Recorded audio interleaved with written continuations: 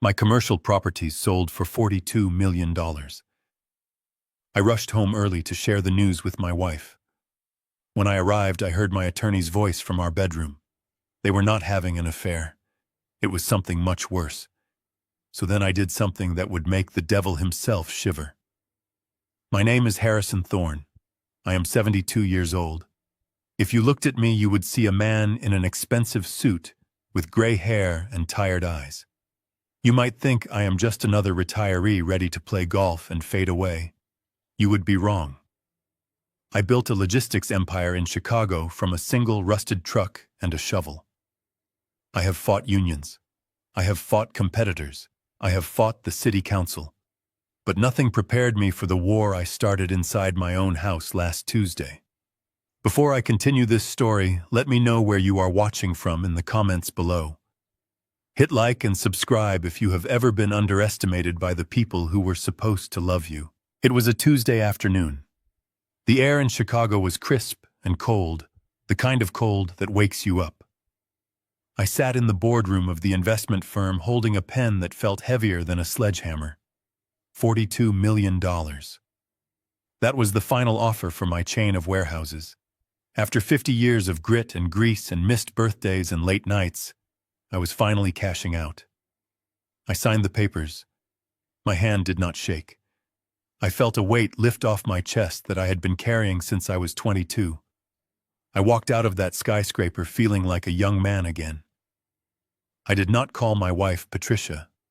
I wanted to see her face. We have been married for 40 years.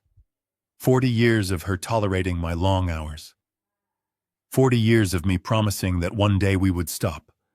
One day we would travel to Italy. One day we would just be husband and wife, not business partners. Today was that day. I stopped at a jeweler on Michigan Avenue and bought a diamond necklace. It cost more than my first house. I did not care. I wanted to spoil her. I drove my Cadillac home to Barrington. It is a quiet suburb, wealthy, private. The kind of place where neighbors smile but do not talk. I pulled into the driveway at 3 in the afternoon. I was supposed to be at a celebratory dinner with the buyers until 8. I was 5 hours early. The house was silent. It is a sprawling estate too big for 2 people, but Patricia insisted we needed the space for when our son Preston visited. I let myself in the front door. The foyer smelled of lilies and lemon polish. I loosened my tie. I held the velvet box with the necklace in one hand and a bottle of vintage champagne in the other. "Patricia, honey, are you home?" I called out softly. No answer. I walked toward the stairs. The house felt different today. It felt cold. As I reached the landing on the second floor, I heard a sound. It was a laugh. A deep, throaty laugh that I knew better than my own. It was Gavin. My blood ran cold. Gavin Pierce was my attorney. He was more than that. He was the son I wished Preston was. I paid for his law school. I brought him into the firm. I trusted him with every contract, every secret, every dime. Why was Gavin in my bedroom on a Tuesday afternoon? My mind immediately went to the worst place. An affair. My heart hammered against my ribs like a trapped bird. I stepped closer to the master bedroom door. It was cracked open just an inch. I could not see them, but I could hear them clearly. I expected the sounds of betrayal. I expected the sounds of passion. But what I heard was the sound of paperwork, the rustling of pages. "Just sign here, Patricia," Gavin said. His voice did not sound professional. It sounded eager, predatory. Patricia sighed. It was a sound of relief, not pleasure. She said finally, "I thought the old fool would never sell. Do you have the confirmation?" Gavin chuckled. "The wire transfer is scheduled. It goes into escrow for 48 hours, then it hits the joint account. Once the money is there, we trigger the clause." I stood frozen in the hallway. The champagne bottle felt like ice in my hand. Trigger the clause. What were they talking about? Patricia spoke again, and her voice dripped with a venom I had never heard in 40 years. I cannot stand another day of his stories, Gavin. He tells the same stories about the trucks and the mud. He smells like oil and old age. It is suffocating. Gavin replied soothingly. I know. But the medical report is ready. Dr. Stevens signed off on it this morning. Advanced dementia. Incompetence. We have witnesses lined up to testify about his erratic behavior. Once he is declared incapacitated, you get power of attorney over the liquid assets. That is $42 million, Patricia. And Harrison goes to that facility in Vermont. The secure one. I felt like I had been punched in the gut. I leaned against the wall to keep from falling. Dementia. Incompetence. They were not just stealing my money. They were stealing my life. They were planning to lock me away. A facility in Vermont. That meant a nursing home. A prison for the unwanted. Patricia laughed again. It was a cruel sound. Will he be able to make calls? I do not want him calling me crying about coming home. Gavin answered quickly. No phone privileges for high-risk patients. We will say he is a danger to himself. He will be medicated. He won't even know what day it is. You will be free, Patricia. We will be free. I realized then that my hands were shaking. Not from fear, but from a rage so pure and hot it almost blinded me. I looked at the door. I wanted to kick it open. I wanted to smash the champagne bottle over Gavin's head. I wanted to grab Patricia by the shoulders and ask her how she could throw away 40 years for money she didn't even earn. I took a step forward. The floorboard under my foot creaked. A loud, sharp sound in the quiet hallway. The voices inside stopped instantly. Patricia whispered. What was that? Is he home? My heart stopped. I held my breath. I stood perfectly still. If they found me now, everything was over. They would claim I was spying. They would say I was paranoid. It would just prove their case for my insanity. Gavin spoke up, his voice tense. Relax. It is just the house settling. Or the wind. The old man is stuck at a dinner in the city. He won't be back for hours. The old man. Is that what I was to them? A checkbook with a pulse. An obstacle to be removed. I slowly took a step back. Then another. I moved like a ghost in the house I paid for. I went down the stairs one by one. My knees felt weak, but my mind was sharpening. The shock was fading, and something else was taking its place. Resolve. I walked out the front door and gently closed it. I walked to my car. I sat in the driver's seat and stared at the steering wheel. I looked at the velvet box in my hand, the diamond necklace. I opened the window and threw it into the bushes. I reached into the glove compartment and found a pack of cigarettes I kept for emergencies. I haven't smoked in 10 years. I lit one. My hands were trembling as I brought the flame to the tip. I took a deep drag. The smoke burned my lungs, and it felt good. It made me feel alive. They wanted a senile old man. They wanted someone confused and weak. They wanted a victim. I looked up at the bedroom window. I could imagine them up there celebrating their victory, laughing at the stupid old trucker who worked himself to the bone so they could live like kings. I put the car in reverse. I did not turn on the radio. I needed silence. I needed to think. I drove away from the house. I was not going back to the city. I was not going to the police. Not yet. The police would ask for proof. I had no recording. I had no documents. It was my word against a respected lawyer and a devoted wife. And they had a doctor's note saying I was crazy. No. I needed something better than the police. I needed leverage. Gavin said the money would be in escrow for 48 hours. 48 hours. That was my window. That was the countdown. In 48 hours, I would cease to be a man and become a patient. I checked my watch. 3:30. The banks closed at 5. I wiped the tears from my eyes. There were only a few, but they were the last tears I would ever shed for Patricia Thorne. I pulled out my phone. I dialed a number I hadn't used in 5 years. A voice answered on the third ring. Rough. Suspicious. Yeah. It is Harrison, I said. There was a long silence. Then the voice laughed. A dry, humorless sound. Harrison Thorne.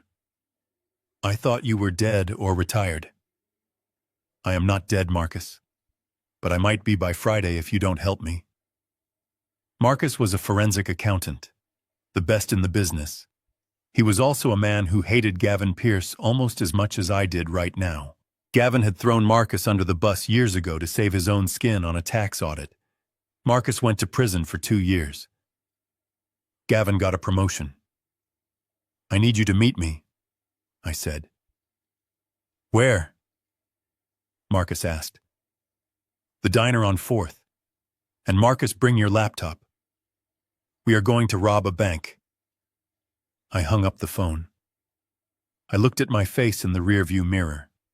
The tired eyes were gone. The old man was gone. The wolf was back. I stepped on the gas. The engine roared. The hunt had begun. I sat in my car at the end of the driveway for 10 minutes. I watched the windows of my own house. I had to prepare myself. I had to push the rage down deep into my gut, where it burned like swallowed coal. The man who drove away earlier was a warrior ready for battle. But the man who walked back through that front door had to be a victim. I had to be the confused, tired old man they wanted me to be. If I showed even an inch of strength, they would panic and speed up their timeline. I needed them to feel safe. I needed them to think they had already won. I adjusted the rearview mirror. I slumped my shoulders forward. I practiced a tremor in my right hand. It was not hard. My body was already vibrating with adrenaline, but I channeled it into a pathetic shake. I rubbed my eyes until they were red. I looked like a man defeated by time. I took a deep breath. It tasted like gasoline and betrayal. I opened the car door and shuffled toward the house. The front door unlocked with a heavy click. I stepped into the foyer. I did not call out this time. I walked slowly, dragging my feet slightly on the hardwood floor. I wanted them to hear the sound of an old man walking. Patricia appeared from the living room almost instantly. She was wearing a silk blouse and her hair was perfectly coiffed. She looked beautiful. It made me sick. She rushed over to me with a smile that did not reach her eyes. "Harrison, you are back early," she said. Her voice was high, too high. It was the voice you use when you are talking to a toddler or a dog you are about to put down. I looked at her and blinked slowly. The meeting ended early. I mumbled. My voice was raspy. I let a little confusion seep into my tone. I felt dizzy, Patricia. I just wanted to come home. She took my arm. Her grip was firm, possessive. "Oh, you poor thing. Come sit down. Gavin is here. He stopped by to drop off some paperwork. Isn't that nice of him?" I let her lead me into the living room. Gavin was standing by the fireplace. He had his suit jacket buttoned. He looked every inch the successful attorney. The attorney I made. He stepped forward and extended a hand. "Good to see you, Harrison," Gavin said. He pumped my hand. His palm was dry. He was looking at me, searching for signs of suspicion. I gave him nothing. I just looked at him with dull, watery eyes. "Hello, Gavin," I said. "Why are you here on a Tuesday?" He laughed. A short, nervous sound. "Just business, Harrison. Always business. Patricia, why don't you get him some coffee?" He looks pale. Patricia bustled off to the kitchen. I sank into my leather armchair. It was my favorite chair. I had read 1,000 books in this chair. Now it felt like an electric chair. Gavin sat opposite me on the sofa. He reached into his briefcase and pulled out a thick stack of documents. They were clipped together with a heavy black binder clip. "While Patricia gets the coffee, we should get this out of the way," Gavin said. He placed the stack on the coffee table and pushed it toward me. "What is this?" I asked. I squinted at the papers. I did not need to squint. I had 20/20 vision with my contacts in. But Harrison the invalid had failing eyes. "It is just the tax forms for the sale," Gavin said smoothly. His lie was practiced. He did not even blink. "Because the sale price was so high, we need to structure the assets into a tax-sheltered trust immediately. If we wait until the wire hits the account, you could lose 40% to capital gains. We need your signature to authorize the transfer of management rights." Just a formality. Management rights. That was the legal term for handing over my life. If I signed these papers, I was not just saving on taxes. I was signing away my freedom. I was giving them the legal power to commit me to an institution and liquidate my accounts. Patricia returned with a tray, a steaming mug of black coffee and a plate of cookies. She set it down on the table next to the papers. "Here you go, darling," she said. She sat next to Gavin. They were a team, a united front against the enemy. And I was the enemy. "Drink your coffee, Harrison. Then sign the papers so Gavin can go home to his family," Patricia said. I reached for the mug. My hand shook violently. This time I did not have to pretend. The anger was making my muscles spasm. I lifted the heavy ceramic mug. I watched the steam rise. I looked at Gavin. He was leaning forward, holding a pen out to me. He looked like a vulture waiting for the animal to stop moving. "I need to read them first," I said softly. Patricia sighed. It was a loud, exasperated sound. "Harrison, do not be difficult. You know you will just get confused. The legal language is too complicated. You have always trusted Gavin. Just sign the line where the sticker is." "I trust Gavin." I repeated.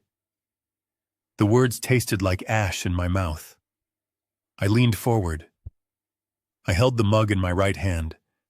I moved my left hand toward the papers. Then I let my right hand spasm. It was a calculated accident. I jerked my wrist. The mug tipped. Hot black coffee splashed across the table. It soaked into the thick white paper. It spread like a dark stain over the black text, covering the signature line, covering the clauses about mental incapacity, covering their lies. "Oh no," I cried out. I dropped the mug. It shattered on the floor. Patricia shrieked. She jumped up. "Harrison, look what you did." Gavin stared at the ruined documents. His jaw tightened. He closed his eyes for a second, trying to control his temper. That was the original copy Harrison. "I am sorry," I stammered. I pulled a handkerchief from my pocket and tried to dab at the mess, making it worse. "I am so clumsy. My hands, they just do not work like they used to." Patricia grabbed my wrist. Her nails dug into my skin. It hurt. "Stop it. You are making a mess. Just stop." She looked at Gavin. Her mask slipped for a second. I saw pure hatred in her eyes. "I told you he is getting worse, Gavin. He cannot even hold a cup of coffee. How can he manage an estate?" Gavin took a deep breath. He forced a smile back onto his face. "It is okay. It is just coffee. I have the digital files at the office. I can print a fresh set. It will just take me an hour to go back and return." I sank back into the chair, clutching my shaking hand. "I am sorry," I whispered. "I am so useless." "You are not useless, Harrison. You are just sick," Patricia said. Her voice was cold. "Go upstairs and clean yourself up. You smell like coffee." Gavin will be back in an hour. We will do it then. And Harrison, try not to break anything else. I nodded obediently. I stood up slowly. I walked past them. I could feel their eyes boring into my back. I heard Gavin whisper as I reached the stairs. He is deteriorating fast. We need to get that signature tonight. If he wakes up tomorrow and forgets who we are, it will be a nightmare to get it done legally. Don't worry, Patricia whispered back.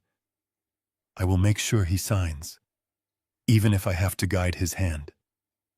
I climbed the stairs, one heavy step at a time. I reached the top landing and turned toward the master bedroom.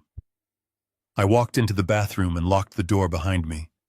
The silence in the bathroom was absolute. I turned on the faucet. I let the cold water run. I needed the sound to cover me. I leaned over the sink and splashed water on my face. I scrubbed at my skin, trying to wash away the feeling of Patricia's touch, trying to wash away the feeling of playing the fool. I grabbed a towel and dried my face. Then I looked up. I looked into the mirror. The man staring back at me was not Harrison the invalid. He was not Harrison the victim. The redness was gone from my eyes. The confusion was wiped away. My spine straightened. My shoulders squared. The face in the mirror was hard. It was granite. It was the face of a man who had negotiated deals with mobsters and politicians. I stared into my own pupils. I saw the reflection of a cold calculation. They thought I was broken. They thought I was a crumbling building waiting to be demolished. They did not know that the foundation was made of steel. You want a war, I whispered to my reflection. My voice was steady. It was deep. You brought the war into my house. You put it in my bed. You put it in my coffee. I gripped the edge of the marble sink until my knuckles turned white. I looked at my watch. I had bought myself an hour, maybe 2. Gavin had to drive to the city and back. That was my window. I did not have time to feel pain. I did not have time to mourn my marriage. I had to move. I opened the bathroom cabinet.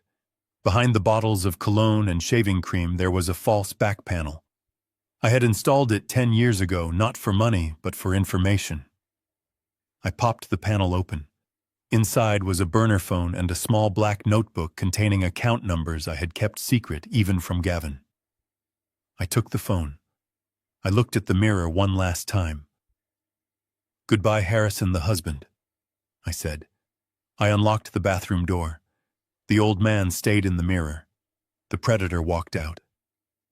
I had work to do, and God help anyone who stood in my way. I walked down the stairs and the smell of roast beef and expensive wine hit me. It should have been a comforting smell. It was the smell of Sunday dinners and holiday gatherings. But tonight it smelled like a trap. I paused at the bottom of the staircase to adjust my cuffs. I needed to make sure my hands were still shaking just enough to be convincing, but not enough to spill the soup. I was about to have dinner with my son and his wife, and I knew that every bite I took would be watched. Every word I spoke would be analyzed for signs of decay. I walked into the dining room. The chandelier was dimmed. My wife Patricia had set the table with the good china, the plates with the gold rim that we only used for Thanksgiving. She was really pulling out all the stops. Sitting at the table were the 2 people I had hoped would carry on my legacy, my son Preston and his wife Tiffany. Preston looked tired. He had dark circles under his eyes that even the dim light could not hide. He was wearing a suit that was too expensive for his salary as a junior vice president at my firm. A job he only had because I created it for him. He was tapping his foot nervously against the leg of the chair. When he saw me, he stopped. He forced a smile. It was the same fake smile his mother wore. "Hi, Dad," Preston said. "You look rested?" I sat down at the head of the table. I moved slowly. I let out a heavy sigh as I lowered myself into the chair. "I am not rested, son," I said. My voice was low and gravelly. I feel like I have been running a marathon. My head. It feels cloudy today. Tiffany chimed in immediately. She was wearing a dress that probably cost $3,000. She swirled her wine glass and looked at me with eyes that were calculating. "Well, you have been working too hard, Harrison," she said. "At your age, you should be relaxing. You should be somewhere warm. Florida, maybe. Or that nice facility Patricia was talking about. The one with the gardens." I looked at her. She did not even try to hide it.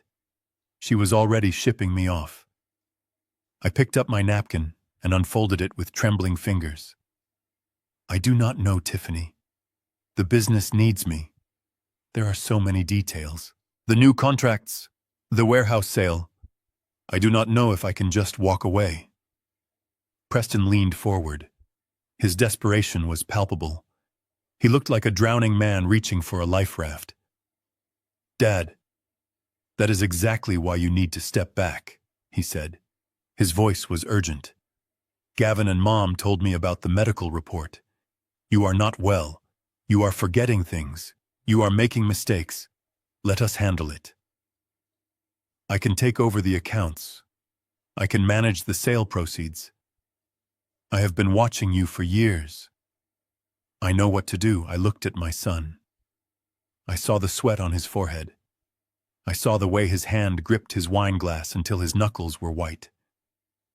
He did not want to run the business. He had never shown an interest in the logistics of trucking or warehousing.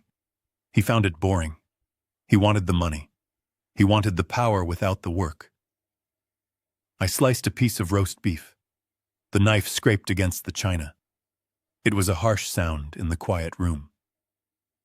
"You think you are ready, Preston?" I asked. "It is a lot of money. $42 million. It is a heavy burden." Preston's eyes lit up at the mention of the number. It was like seeing a junkie spot a needle. "I am ready, Dad," he said. "I am your son. You can trust me. Mom and we just want what is best for you. We want you to be safe." Safe. That was their word of the day. They wanted me safe in a padded room, while they spent my life's work. I took a bite of the beef. It was dry. I chewed slowly, giving myself time to think. I decided it was time to test them.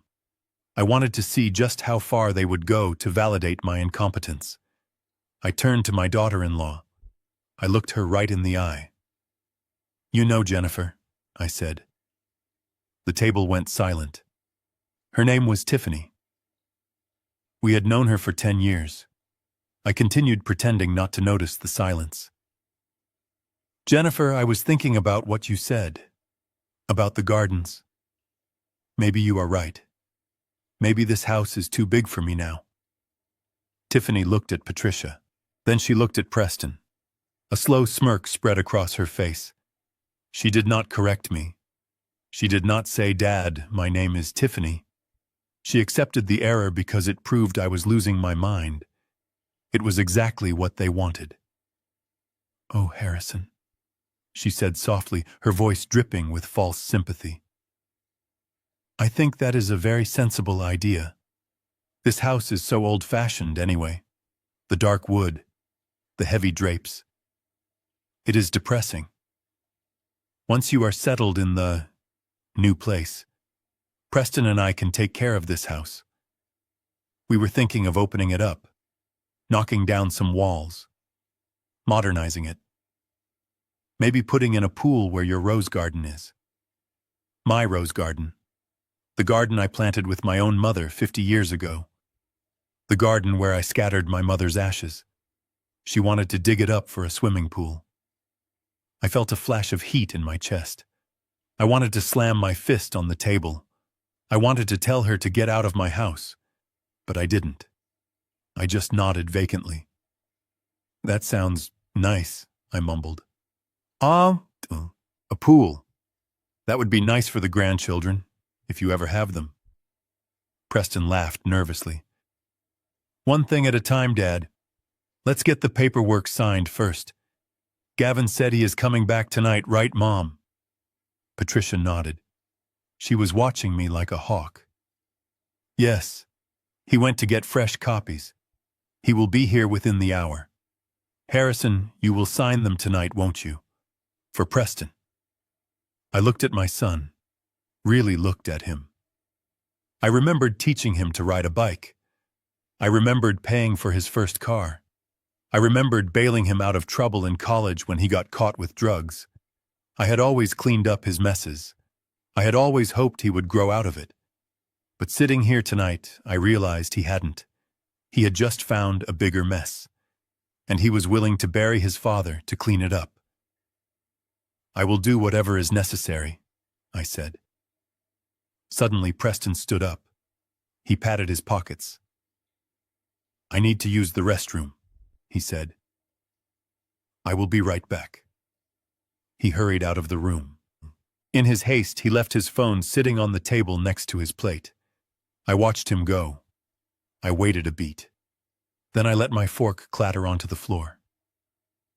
Oh, I said, my clumsy hands again. I bent down to pick up the fork. As I leaned over, I brought my face close to the table level, right next to Preston's phone. At that exact moment, the screen lit up with a notification. It was a text message. The preview was clearly visible on the lock screen. My heart hammered against my ribs. I read the words. They were not from a friend. They were not from a client. They were from a number saved simply as the shark. The message read, "You have 48 hours before I take a finger. Pay up or you will be typing with your nose." I froze. I stared at the glowing screen until it went black. A finger. Preston was not just greedy.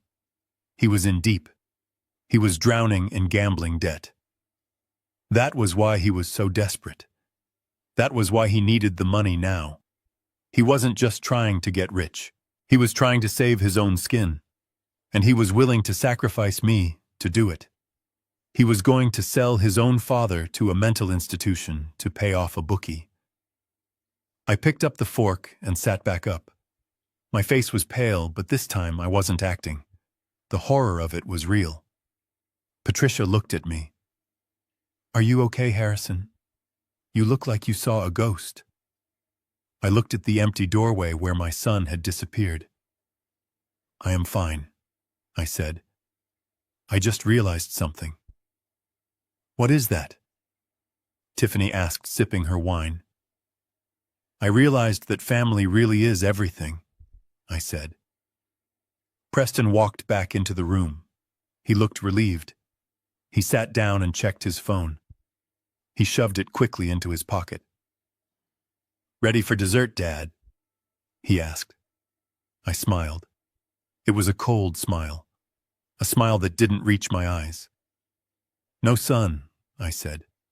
"I am full. I think I will go wait for Gavin in the study. I have some thinking to do." I stood up. I walked out of the dining room. I did not look back. I knew exactly what I had to do now. There was no mercy left in my heart. Not for Patricia. Not for Tiffany. And God help me, not even for my son. They wanted the money. They wanted the house. They wanted control. Well, they were about to get a lesson in control. I walked toward the study where my safe was waiting. But I wasn't going to the safe. I was going to the back door. I had a meeting to get to, and a bank to rob. The house was silent as a tomb. The grandfather clock in the hallway chimed 2 times. I had been sitting in the dark in the guest bedroom for 3 hours, waiting for the rhythm of the house to settle into sleep. I was not sleeping. I was not resting. I was sharpening my mind like a knife. I stood up from the edge of the bed. My knees cracked, but I ignored the pain. I was wearing my dark trousers and a black sweater. I felt like a burglar in my own home. In a way, I was. I was stealing back the truth. I opened the door and stepped into the hallway. The carpet swallowed the sound of my footsteps. I moved past the master bedroom. I could hear the faint sound of snoring. Patricia. She was sleeping soundly, dreaming of her new life without me, dreaming of the trips she would take and the parties she would throw once the nuisance of her husband was locked away. I crept down the stairs, clinging to the banister. Every shadow looked like a person. Every creak of the floorboards sounded like a gunshot. I made it to the ground floor and turned toward the study. This used to be my sanctuary. It was where I planned the expansion of my trucking fleet. It was where I smoked cigars and read history books. But in the last few months, Gavin had taken it over. He claimed he needed a dedicated space to manage my estate planning. Now I knew he just needed a command center for his coup. I slipped inside and closed the door softly behind me. I did not turn on the lights. I pulled a small flashlight from my pocket and clamped it between my teeth. The beam cut through the darkness, landing on the large oak desk. Gavin was arrogant. He left files scattered on the surface. But I knew the real dirt would not be left out in the open. I moved behind the desk. There was a credenza against the wall, a heavy mahogany piece with a built-in locking file cabinet. That was where he kept the sensitive documents. I crouched down. I tried the handle. Locked. I looked at the keypad. I punched in the code Patricia had used for 20 years, her mother's birthday. The light blinked red. I tried our anniversary. Red. I tried Preston's birthday. Red. Of course. They had changed the codes.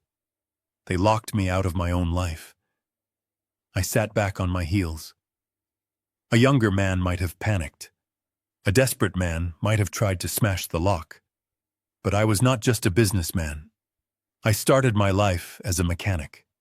I spent 20 years under the hoods of diesel trucks, fixing engines with nothing but a wrench and grit. I knew how things were put together, and I knew how to take them apart. I did not need the code. I just needed to bypass the mechanism. I reached into my pocket and pulled out a small flathead screwdriver I had swiped from the utility drawer in the kitchen earlier. I shined the light on the hinges of the cabinet door. They were external hinges, decorative but sturdy. Gavin chose form over function. That was his mistake. I wedged the screwdriver into the top hinge pin. I tapped the handle gently with the palm of my hand. It didn't budge. It was painted shut. "Come on," I whispered through gritted teeth. I pushed harder. I felt the paint crack. I applied pressure, leveraging the tool against the wood. My hand slipped and the screwdriver gouged into the mahogany. I froze, waiting for a noise. Silence. I tried again. This time the pin popped up about an inch. I pulled it out with my fingers. I repeated the process on the bottom hinge. It was easier this time.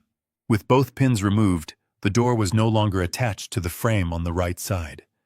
I carefully pried it open, swinging it backward against the lock. Access granted. I shined the light inside.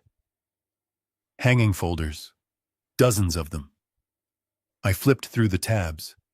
Tax returns. Insurance. Deeds. Then I saw a red folder at the very back. It had no label. I pulled it out and opened it on the floor. The first document was the medical evaluation. I recognized the letterhead. Dr. Stevens. He was a society doctor, a man who spent more time at the country club than the hospital. I scanned the text. Patient exhibits severe cognitive decline, disorientation, aggressive outbursts, inability to manage basic hygiene. Lies. All lies. But then I saw the signature. It looked shaky. I squinted. I had seen Dr. Stevens's signature on bills before. It was usually a flamboyant loop. This was tight and small. It was a forgery. Or maybe Stevens was so drunk when he signed it he couldn't hold the pen. Either way, this was fraud. I turned the page. The next document was a draft of a new trust agreement. I read the distribution clause and my stomach turned over. Upon the incapacitation of Harrison Thorne, the assets shall be divided as follows. 60% to Gavin Pierce, acting as primary trustee for administrative fees and management. 40% to Patricia Thorne. I read it again. 60 for Gavin. 40 for Patricia. Where was Preston?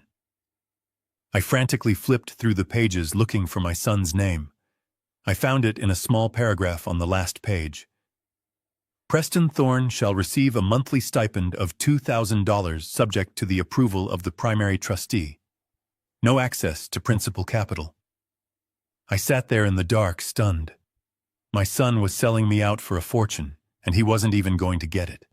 He was drowning in debt, owing money to sharks, and he thought this deal would save him. But his mother and his lawyer had cut him out completely. They were going to let him starve. Patricia was betraying her husband and her son for a man who was taking the lion's share of the money. It was brutal. It was evil. And it was perfect. I pulled out my phone and started snapping photos of every page. The flash was too bright, so I used the flashlight beam to illuminate the text. Click, click, click. I captured the fake medical report. I captured the theft of the estate. I captured the betrayal of my son. This was the ammunition I needed. This proved it wasn't just a family dispute. It was a conspiracy. It was grand larceny. I was just about to close the folder when the room suddenly flooded with light. I didn't breathe. I didn't move. The light wasn't from the ceiling. It was coming from the hallway. The door to the study, which I had shut, was now opening. A beam of yellow light from the corridor spilled across the carpet, inching closer to where I sat behind the desk. I heard the soft thud of footsteps. Bare feet on wood. Then a voice, sleepy and irritated.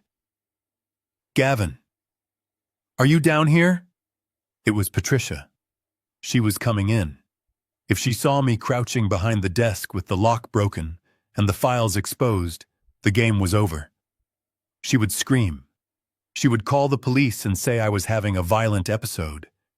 They would sedate me before I could show anyone the photos. I scrambled backward on my hands and knees. The desk offered some cover, but not enough. The credenza was open. She would see it instantly. I looked around frantically. To my left were the heavy velvet drapes covering the French doors that led to the garden. They were thick floor-to-ceiling curtains. I rolled my body toward the window. I grabbed the fabric and pulled it around me just as Patricia stepped fully into the room. I pressed myself against the cold glass of the door. I held the folder tight to my chest. I could smell the dust in the fabric. I could hear my own heart beating like a drum in my ears. Thump, thump, thump. I peered through the tiny crack between the drapes. Patricia stood in the doorway. She was wearing a silk robe. She looked around the room. Her eyes swept over the desk. Then they stopped at the credenza. She frowned. She took a step forward. I gripped the screwdriver in my pocket. If she found me, I would have to run. I would have to smash the glass door and run into the night. An old man running from his wife in his pajamas. She walked toward the desk. She reached out and touched the cabinet door. Because I had pried it from the hinge side, it looked slightly askew, but from her angle it might just look like it wasn't closed properly. She paused. She tilted her head. She yawned, covering her mouth with her hand. Gavin must have left it unlocked. She muttered to herself. Careless idiot. She didn't notice the missing pins. She didn't look down at the floor where a few flecks of wood varnish had fallen. She was tired and she was arrogant. She believed so thoroughly in her own victory that she couldn't imagine anyone fighting back. She turned around and walked to the light switch on the wall. Click. The room went dark again. I heard her footsteps recede down the hallway. I heard the stairs creak as she went back up to bed. I let out a breath that I had been holding for a minute. My legs were shaking so hard I slid down the glass door until I hit the floor. I was safe. For now. I looked at the phone in my hand. The glowing screen showed the photo of the contract. The contract that gave Gavin everything. I had the evidence. I had the truth. But I couldn't just leave. I had to put the cabinet back together. I had to leave no trace. I crawled back to the credenza. My hands were steady now. The fear was gone, replaced by a cold, hard focus. I pushed the hinge pins back in. I used the handle of the screwdriver to tap them flush. I wiped away the wood chips with my sleeve. I placed the folder back exactly where I found it. I stood up. I was a ghost again. I had the weapon. Now I needed to find the soldiers to fire it. I checked the time. 4 in the morning. Marcus would be awake. The banks opened in 5 hours. I slipped out of the study and into the night. The hunter was awake and the trap was about to be sprung. I told Patricia I had a physical therapy appointment at 8 in the morning. She did not even look up from her iPad. She just waved a hand and told me to be careful on the stairs. She was already mentally redecorating the house, spending money she did not have yet. I walked out to the garage and got into my car. I did not drive to the upscale clinic in the city center. Instead, I turned the wheel toward the south side, toward a neighborhood where luxury sedans like mine usually ended up stripped on blocks. I was looking for Marcus Dane. 5 years ago, Marcus was the brightest forensic accountant in Chicago. He could find a missing dime in a billion-dollar ledger, but he was also proud. When Gavin Pierce needed a scapegoat for an offshore tax scandal involving one of our biggest clients, he chose Marcus. Gavin framed him beautifully. Marcus went to federal prison for 2 years and lost his license. I had stood by and watched it happen. I had believed Gavin when he said Marcus was guilty. That guilt sat heavy in my stomach as I pulled up to a crumbling brick apartment complex. I checked the address again. This was it. The windows were barred. The sidewalk was covered in broken glass. I took a deep breath. I was walking into the lion's den wearing a suit made of money. I locked the car and walked quickly to the entrance. The buzzer for apartment 4B was missing the button, so I just pressed the exposed wire. A minute later, the door buzzed. I walked up 4 flights of stairs that smelled of stale beer and boiled cabbage. When I reached the top, a door stood open. A man was leaning against the frame. He was younger than me, maybe 50, but he looked aged by hard time. His hair was gray and thinning. He wore a stained t-shirt and held a cheap cigarette between yellowed fingers. "Harrison Thorne," Marcus said. His voice was like grinding gears. "I should throw you down these stairs right now." I did not flinch. I deserved that. "Hello, Marcus," I said. "May I come in?" He took a long drag of his cigarette and blew the smoke directly into my face.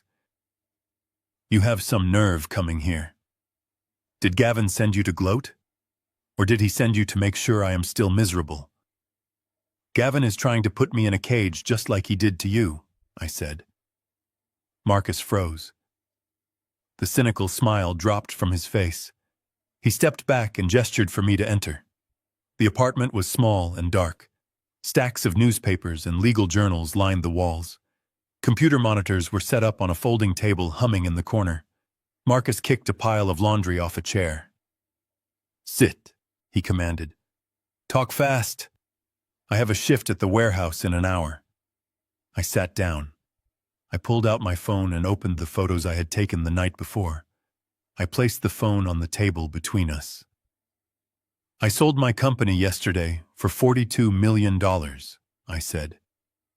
"Gavin and my wife have forged medical documents declaring me mentally incompetent. They plan to have me committed to a facility tomorrow.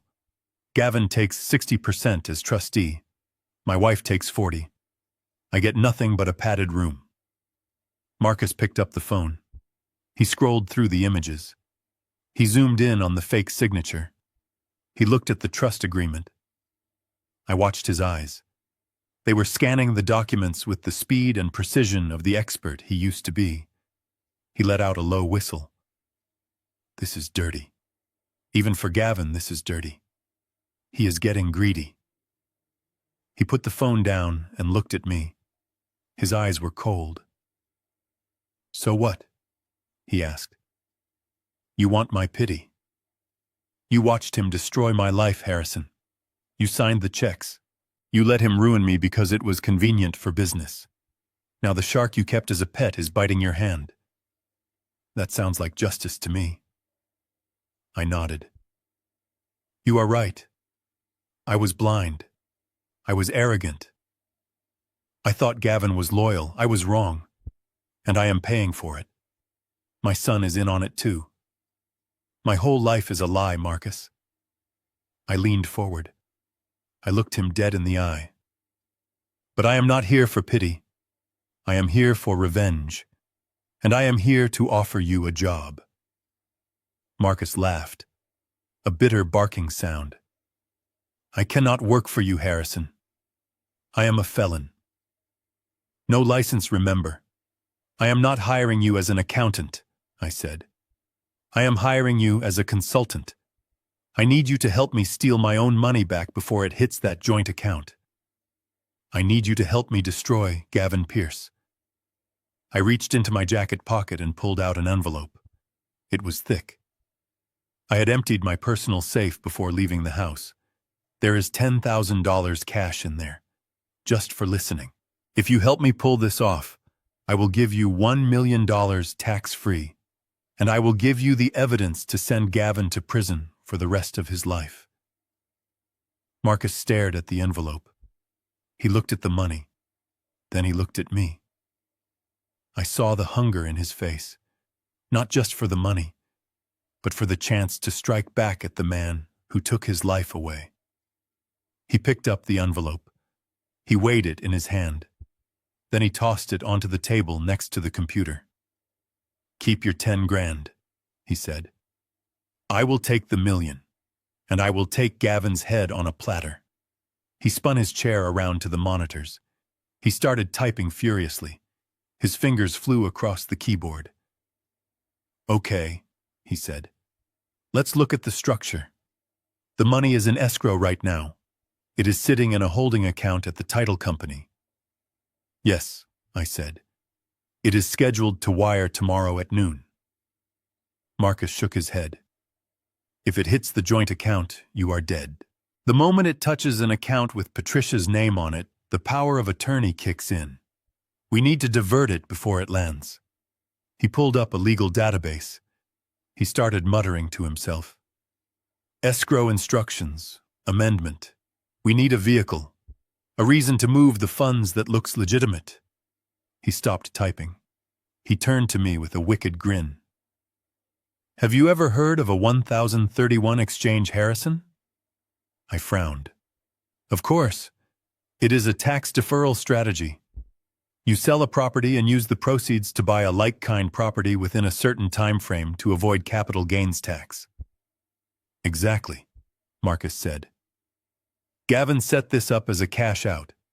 He wants the taxes paid so the cash is liquid for him to steal. But as the seller, you have the right to amend the escrow instructions up until the moment of closing. You can declare that you intend to do a 1031 exchange." "I see where you are going," I said. "If I declare an exchange, the money does not go to me. It has to go to a qualified intermediary, a third party." Marcus nodded vigorously. "Yes. And that intermediary holds the funds until you buy a new property. It keeps the money out of Patricia's hands legally. But we need a qualified intermediary we can trust, someone who will move the money where we actually want it." "I can set up a trust," I said. "An irrevocable trust." Marcus snapped his fingers. Boom. "We set up a shell company to act as the intermediary. You sign an amendment to the escrow instructions today, claiming you found a new investment property. You direct the title company to wire the $42 million to the intermediary. And once the money is in the intermediary account," I asked. "Then we donate it," Marcus said. "Or we move it to a trust that Gavin can't touch. The point is, it never hits the joint account. The trigger for his power of attorney never fires." "It is brilliant," I said. It is risky, but it is brilliant. It is the only way, Marcus said. But you need to sign the amendment in person at the bank, and you need to do it without Gavin knowing. Suddenly my pocket buzzed. I jumped. I pulled out my phone. The screen flashed. Gavin Pierce. He was calling. He was checking on me. Silence the room. I hissed at Marcus. Marcus muted his computer. He sat back, crossing his arms. I took a deep breath. I needed to sound like I was at therapy. I needed to sound exerted. I started panting. I bounced my leg up and down to get my heart rate up. I accepted the call.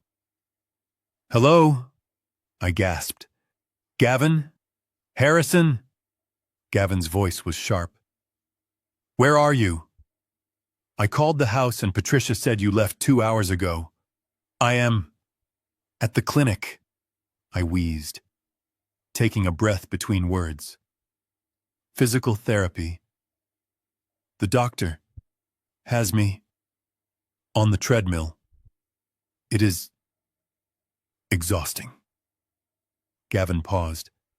I could hear the suspicion in his silence. He was analyzing my breathing. He was wondering if I was lying. "You sound terrible, Harrison," he said. "You should not be overdoing it. Remember what Dr. Stevens said about your heart. You need rest." "I am fine," I lied. "Just trying to stay strong. I will be home in an hour." "Make sure you are." Gavin said, "I have the new papers ready. We need to sign them before lunch. Do not make any stops, Harrison. Go straight home." He hung up. I lowered the phone. My chest was actually heaving now from the stress. "He suspects something," I said to Marcus. "He wants me home to sign the papers." Marcus stood up. He grabbed a leather jacket from the floor. "Then we have to move fast," he said. "We have 1 hour to get to the bank, set up the intermediary, and sign the exchange order. If Gavin beats us to the bank manager, we lose." He opened the door and gestured to the dark stairwell. "Let's go make you a poor man on paper, Harrison." I followed him out. The wolf and the old man. We were an unlikely team. But as we ran down those stairs, I felt a surge of energy I hadn't felt in years. I wasn't the victim anymore. I was the one holding the match, and I was about to burn Gavin's whole world to the ground. The First National Bank of Chicago stood on the corner like a monument to greed. It was a building made of cold gray stone and glass, designed to make you feel small, designed to make you feel lucky just to be allowed inside. I had banked here for 30 years. I knew the smell of the polished marble floors and the hum of the air conditioning. But today I was not walking in as a valued client. I was walking in as a thief trying to steal his own life back. Marcus parked his battered sedan 2 blocks away. We could not risk being seen in my car. We walked the rest of the way in silence. Marcus wore a cheap suit he had pulled from the back of his closet. It smelled like mothballs, but it looked professional enough if you did not look too closely. I leaned heavily on a cane I had bought at the pharmacy an hour ago. Every step was a performance. We stopped just outside the revolving doors. I looked through the glass. My stomach dropped. Standing in the center of the lobby was Robert Henderson, the branch manager. Robert was a man with a smile too wide for his face and a handshake that felt like a wet fish. He was also Gavin Pierce's golf partner. They spent every Sunday together at the club, laughing about fees and loopholes. If Robert saw me signing documents without Gavin present, he would make a call. The wire transfer would be flagged. My wife would be alerted. The game would be over. I gripped Marcus's arm. "Trouble," I whispered. "Henderson is on the floor. He is watching the tellers like a hawk." Marcus squinted through the glass. He saw Robert pacing back and forth, adjusting his tie. "We cannot turn back," Marcus said. "The escrow window closes at noon. If we don't amend the instructions now, the money goes to the joint account automatically." I know, I said. My mind raced. I needed to get Robert away from the counter. I needed to blind him. I looked at my reflection in the glass. The frail old man, the invalid. I know what to do, I said. Go to the far end of the counter. Look for a young teller, someone who looks nervous, someone who won't ask questions when a forensic accountant starts throwing legal codes at them. What are you going to do? Marcus asked. I'm going to give them a show, I said. I adjusted my collar. I took a deep breath, holding it until my face flushed red. Then I pushed through the revolving door. The lobby was quiet. The sound of expensive shoes clicking on tile echoed. I shuffled forward, letting my cane tap loudly. Clack, clack, clack. Robert Henderson turned. His eyes widened when he saw me. He started to walk over his face, arranging itself into that fake mask of concern I had grown to hate. Harrison, he called out. Good heavens, what are you doing here? Gavin told me you were on bed rest. He was reaching for his phone. I saw his hand go to his pocket. He was going to call Gavin. Now, I whispered to myself. I let out a loud groan. Oh, I clutched my chest. I let my cane slide out from my sweaty palm. It clattered onto the marble with a sound like a gunshot. Then I fell. I did not fall gently. I threw myself down. My hips slammed against the hard floor. Pain shot up my spine, real pain, sharp and white-hot. I rolled onto my back, gasping for air. Help! I wheezed. My heart. Chaos erupted. Robert dropped his phone. He ran toward me. Customers gasped and backed away. The security guard rushed over, speaking into his radio. Mr. Thorne? Robert yelled, kneeling beside me. He grabbed my hand. Call 911. Someone get water. I kept groaning, squeezing my eyes shut. I grabbed Robert's lapel, pulling him down close to me so he couldn't look around. Dizzy, I gasped. So dizzy. Do not let me die, Robert. While Robert was busy playing hero, I opened one eye, just a slit. I saw Marcus. He had used the confusion perfectly.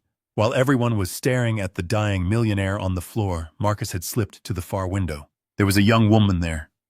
Her name tag said Brenda. She looked terrified, watching me on the floor. Marcus leaned over the counter. I could not hear him, but I knew what he was saying. He was using his command voice, the voice that used to make CEOs sweat during audits. I imagined the words. Ignore that. He is fine. We have a deadline. Section 1031 exchange. Sign here. Stamp here. Do it now or you will be liable for the tax penalty. Brenda looked at me, then back at Marcus. Marcus pointed at the computer screen. He tapped his watch. Robert was loosening my tie. Harrison, stay with us. The paramedics are coming. I do not need paramedics, I managed to say. Just sugar. Low blood sugar. I needed to buy Marcus 2 minutes. Just 2 minutes to override the escrow instructions. Brenda was typing. Her fingers were shaking. Marcus was sliding the papers toward her.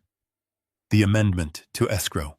The document that diverted $42 million from my wife's grasp into the impenetrable fortress of the Maya Thorne Irrevocable Trust. I watched Brenda's hand hover over the enter key. She hesitated. She looked toward Robert, who was still holding my hand and shouting orders at the security guard. If she asked Robert for approval, we were dead.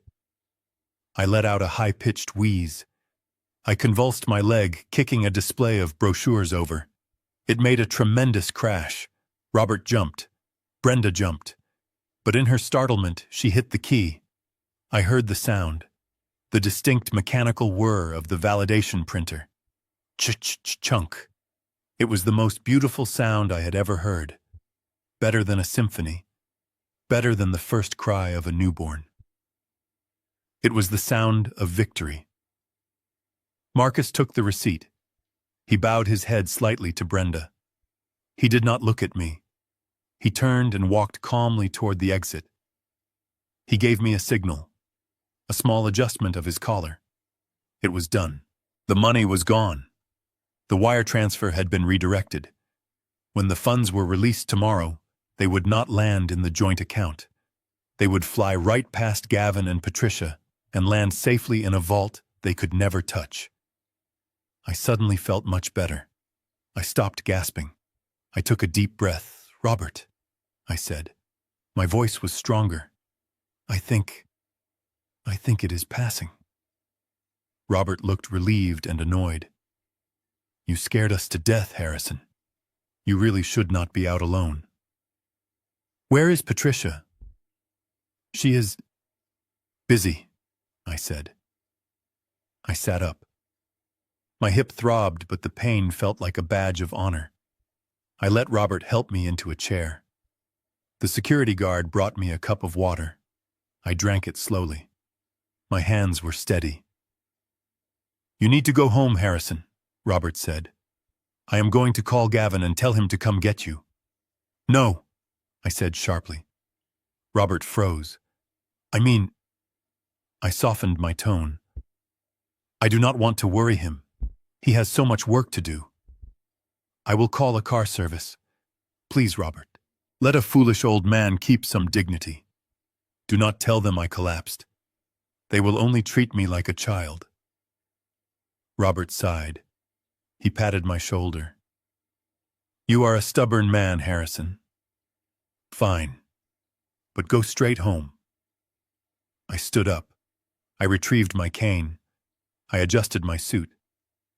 "I am going home, Robert," I said. "And you are right.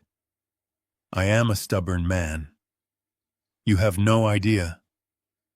I walked out of the bank. I did not look back. Marcus was waiting around the corner, smoking a cigarette. He had a piece of paper in his hand. The confirmation receipt. "Did it work?" I asked. Marcus held up the paper.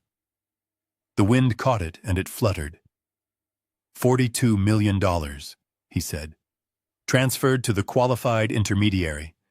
Beneficiary designation updated. Maya Thorne. It is bulletproof, Harrison. Even if they kill you tonight, they cannot touch the money." I took the paper. I folded it carefully and put it in my inside pocket right next to my heart. "Let them try," I said. I looked at the sky. It was gray and overcast, but to me it looked bright. "Now comes the hard part," I said. Marcus raised an eyebrow. "Harder than robbing a bank." I nodded. "Now I have to go home and invite them to a party. I have to smile at the woman who wants me dead. I have to shake the hand of the man who betrayed me. I have to wait for the trap to snap shut." Marcus flicked his cigarette into the gutter. "You are a cold bastard, Harrison," he said with admiration. "I learned from the best," I said, thinking of Gavin. I hailed a taxi. I gave the driver my address. The address of a house that was no longer a home but a battlefield. "Drive fast," I told the driver. "I do not want to be late for my own funeral."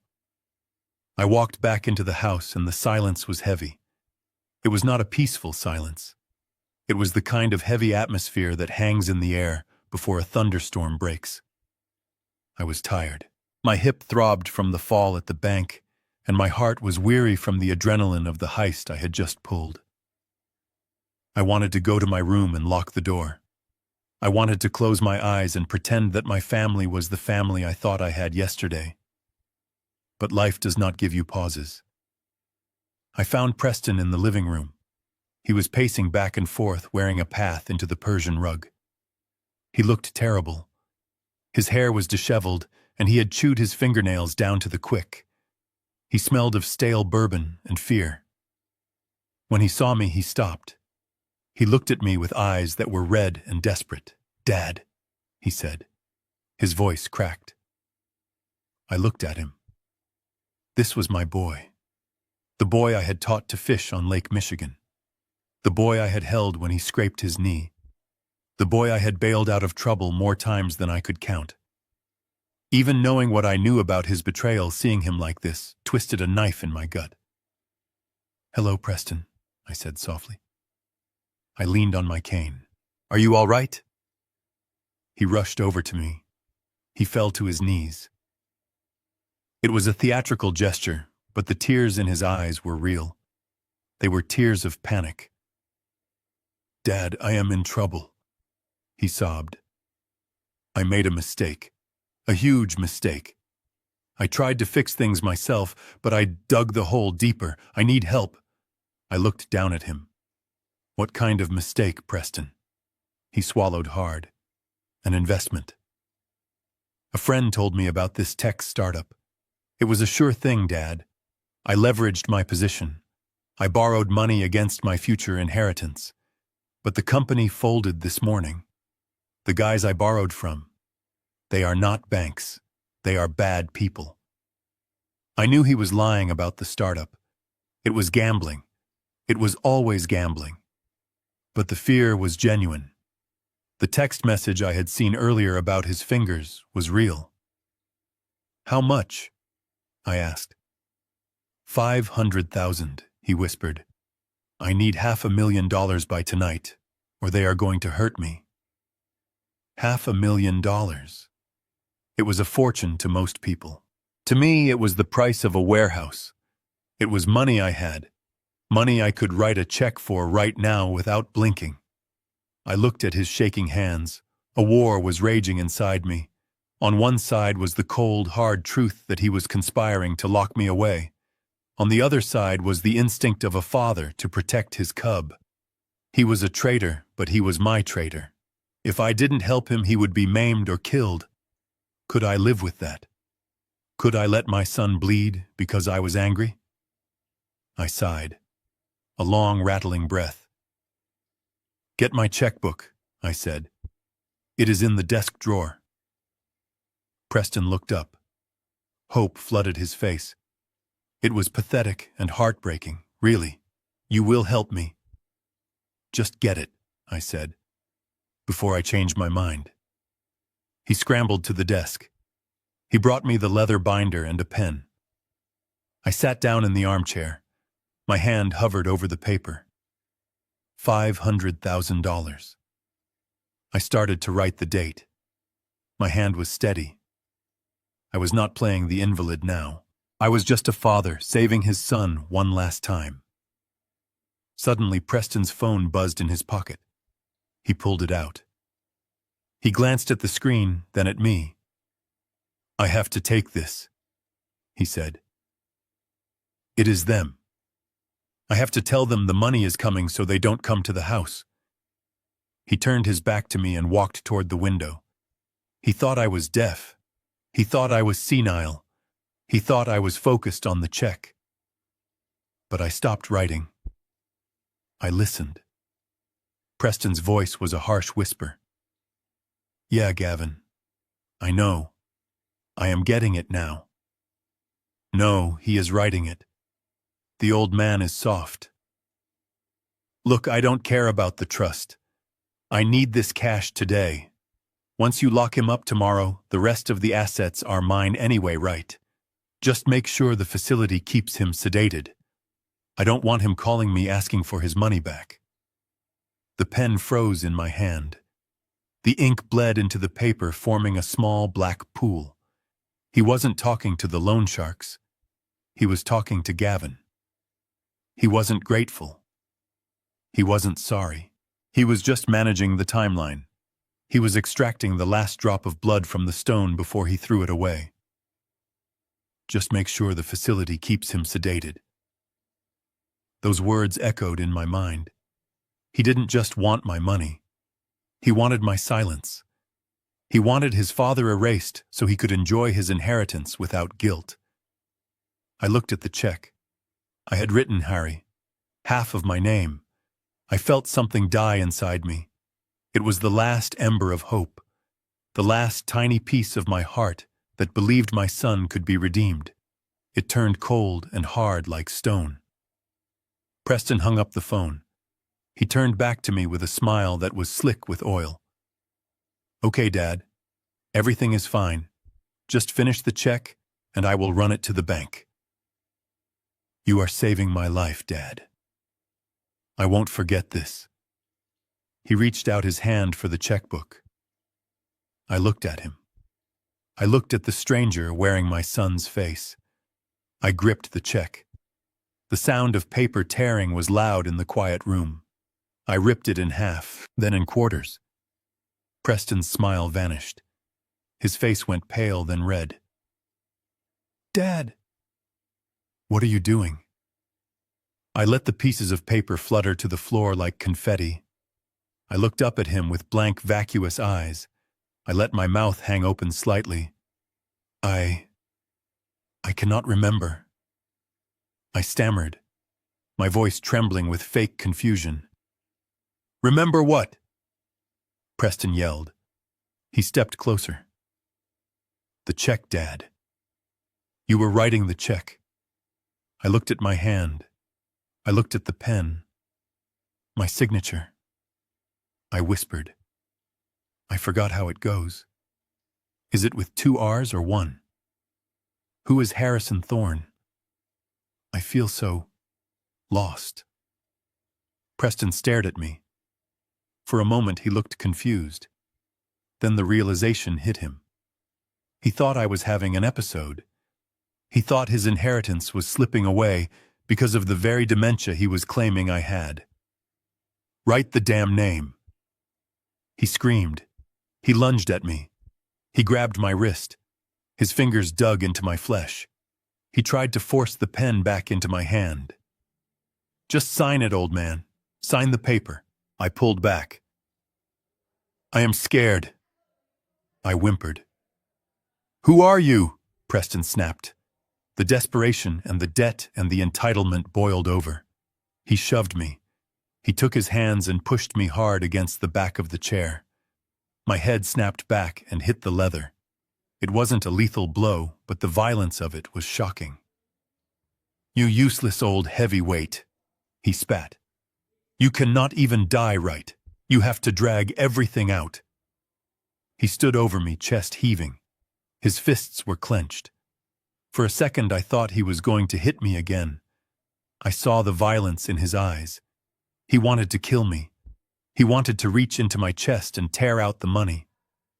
Then he realized what he had done. He stepped back. He ran his hands through his hair. Fine, he snarled. Forget it. Tomorrow Gavin will have power of attorney. Tomorrow I will take everything and you will rot in a room with rubber walls. Enjoy your last night of freedom, Dad, because you are done. He turned and stormed out of the room. The front door slammed so hard the windows rattled. I sat there in the chair. My head throbbed where it had hit the cushion. My wrist ached where he had grabbed me. I looked down at the torn pieces of the check on the floor. I did not cry. I did not shake. I leaned forward and picked up the pieces one by one. I put them in my pocket. Not as trash, but as evidence. He had laid hands on me. He had threatened me. He had confirmed the conspiracy. I slowly stood up. I walked to the mirror in the hallway. I adjusted my collar. I looked at my neck. There was a faint red mark where his collar had rubbed against my skin during the struggle. Good, I whispered. Bruises tell stories. And this bruise was going to tell a story that would send Preston to a place much worse than a nursing home. I checked my watch. The banks were closed. The trust was funded. The trap was set. Now I just had to survive the night. I walked to the kitchen and pulled a heavy cast-iron skillet from the rack. I carried it upstairs to my bedroom. I wedged a chair under the doorknob, and I sat on the edge of the bed with the skillet in my lap, waiting for the sun to rise on my judgment day. I drove for 40 minutes into the city. My neck throbbed where my son had shoved me, and my heart ached with a pain that no medicine could fix. I needed to finish what I started at the bank. The money was safe in the intermediary account, but it still needed a final destination. It needed a name. I pulled up to a 24-hour diner called the Midnight Spoon. It was a small rundown place near the university campus. The neon sign buzzed and flickered, casting a pale blue light onto the wet pavement. I sat in the car for a moment, watching the window. Inside, I saw a young woman in a faded yellow uniform moving between the tables with a coffee pot. She looked tired. Her hair was pulled back in a messy bun, and there were dark circles under her eyes. Her name was Maya. She was 20 years old. She was my granddaughter. I had not seen her since she was 5. That was the year my daughter Sarah died. Sarah was the black sheep of the family, mostly because she refused to bow down to Patricia's demands. When Sarah passed away, Patricia made sure that Maya and her father were cut off completely. She called them trash. She called them leeches. I had stood by and let it happen. I told myself it was to keep the peace. I told myself I was too busy building an empire to get involved in family drama. God forgive me. I adjusted my coat to hide the bruise on my neck and walked inside. The bell above the door jingled. The diner smelled of bacon grease and stale coffee. It was mostly empty except for a truck driver eating pie in the corner and a couple of students studying with laptops. I sat in a booth near the back. The red vinyl seat was cracked and repaired with duct tape. Maya walked over. Up close, she looked even more like her mother. She had the same determined chin, the same soft eyes. She did not recognize me. Why would she? To her, I was just a ghost story. A rich grandfather who lived in a castle and didn't care if she starved. "Hi there," she said. Her voice was cheerful despite the exhaustion. "What can I get you started with?" "Coffee." "Please," I said. "Black." She poured the coffee. Her hand was steady, unlike mine. I noticed her fingernails were short and clean, but her hands were red and chapped. Hands that worked. Hands that scrubbed tables and washed dishes. Rough night. She asked gently, noticing me rubbing my neck. "You could say that," I said. "Just a long day." She smiled. "I know the feeling. I have another 2 hours on this shift, and then I have an anatomy exam at 8 in the morning. You are a student?" I asked, feigning ignorance. "Nursing school," she said proudly. "It is tough, but it will be worth it. I want to help people." I looked at her. I really looked at her. My son Preston wanted $500,000 to pay off a gambling debt so he wouldn't get hurt. He had never worked a hard day in his life. Here was this girl working the graveyard shift to pay for a degree so she could serve others. "Is it expensive?" I asked. "Tuition." She laughed. A soft musical sound. "It is astronomical. I am swimming in loans. But I pick up extra shifts here and I make it work. I do not have anyone to fall back on, so failure isn't an option." "No family?" I asked. Her smile faltered for a second. "No. My dad passed a few years ago, and my mom's side. Well, they are very wealthy people, but they live in a different world. We do not exist to them." She did not say it with bitterness. She said it with a matter-of-fact acceptance. She did not know that the man sitting across from her was the king of that different world, the king who had failed her. I felt a lump in my throat. I wanted to tell her who I was. I wanted to hug her and apologize for 15 years of silence. I wanted to tell her that I wasn't the monster Patricia was. But I couldn't. Not yet. If I revealed myself now, it would put her in danger. Gavin and Patricia would tear her apart if they knew she was the new heir. I took a sip of the coffee. It was bitter and burnt. It was the best coffee I had ever tasted. "You are a strong young woman," I said. "Your parents would be proud." "Thank you," she said softly. "That means a lot." She turned to attend to another table. I reached into my inside pocket and pulled out the document Marcus had prepared. The designation of beneficiary form for the irrevocable trust. It was the final piece of the puzzle. The lock on the vault. I placed the paper on the table. I took out my pen, the same pen Preston had tried to force into my hand. I looked at the blank line. If I wrote Preston's name, he would drink himself to death or gamble it away in a year. If I wrote Patricia's name, she would spend it on vanity and cruelty. I looked at Maya clearing plates at the next table. She was kind to the rude truck driver who had spilled sugar. She was patient. She was good. She was the only thing I had left that wasn't rotten. I pressed the pen to the paper. Maya Elizabeth Thorne. I wrote it clearly. No shaking. No hesitation. I signed the bottom. Harrison Thorne. It was done. $42 million. The blood money of my lifetime labor now belonged to the girl in the yellow uniform. She was no longer a struggling waitress. She was one of the wealthiest young women in Chicago, and she had no idea. I folded the document and put it back in my pocket next to my heart. Maya came back with the check. "Anything else for you, sir?" she asked. "No," I said. This was perfect. I pulled out my wallet. I took out a $100 bill. I placed it on the table. "Keep the change," I said. "Good luck with your exam tomorrow." Her eyes widened. "Sir, that is too much. The coffee was only $2. "Take it," I said, standing up. "Consider it an investment in a future nurse. The world needs more people who want to help." She looked at me, and for a second I thought she saw something. A resemblance, maybe. Or just a connection. Her eyes filled with tears. "Thank you," she whispered. "You have no idea how much this helps." "I have an idea," I thought. "You just wait." I walked to the door. I paused and looked back. She was holding the bill, staring at it with a look of pure relief. She wasn't thinking about buying a new purse or a fancy car.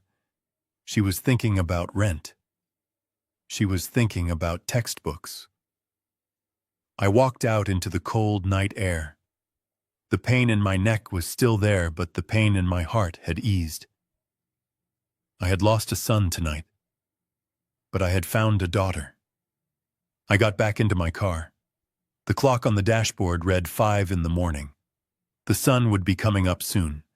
The day of the party. The day of the execution. I was ready. I touched the pocket where the paper lay. Patricia wanted a retirement party. I was going to give her one she would never forget. I started the engine. It purred like a tiger. "Let's go home," I said to the empty car. "Let's go finish this." I pulled into the driveway just as the sun was beginning to break over the horizon. The sky was a bruised purple turning into gray. It matched how I felt. I had spent the night securing my legacy with a granddaughter I barely knew, and now I had to return to the nest of vipers I called home. I needed one last performance, one last act to make them so confident that they would not see the knife coming until it was buried in their backs. I walked into the house. It was quiet. Patricia was likely still asleep or pretending to be. I went into the kitchen and made a racket with the pots and pans. I dropped a heavy skillet on the floor. Clang. The sound reverberated through the silent house like a bell. Then I let myself fall. I lay on the cold tile floor near the kitchen island. I curled my body inward and started to shake. Not the subtle tremor I used before. This was violent, spasmodic. I let a little saliva gather at the corner of my mouth. I closed my eyes, halfway rolling them back into my head. I heard running footsteps on the stairs. Patricia. Harrison. She shrieked. She ran into the kitchen. She stopped when she saw me. For a second, I saw genuine fear in her eyes. Not fear for me, but fear that I might die before the papers were signed. If I died now, the estate would go into probate, and she would have to fight for every penny. She needed me alive. Just barely. "Harrison, can you hear me?" she yelled. She knelt beside me, but she didn't touch me. She didn't cradle my head. She pulled out her phone. She did not dial 911. She dialed Dr. Stevens. "Get here now," she hissed into the phone. "He is having a fit. In the kitchen.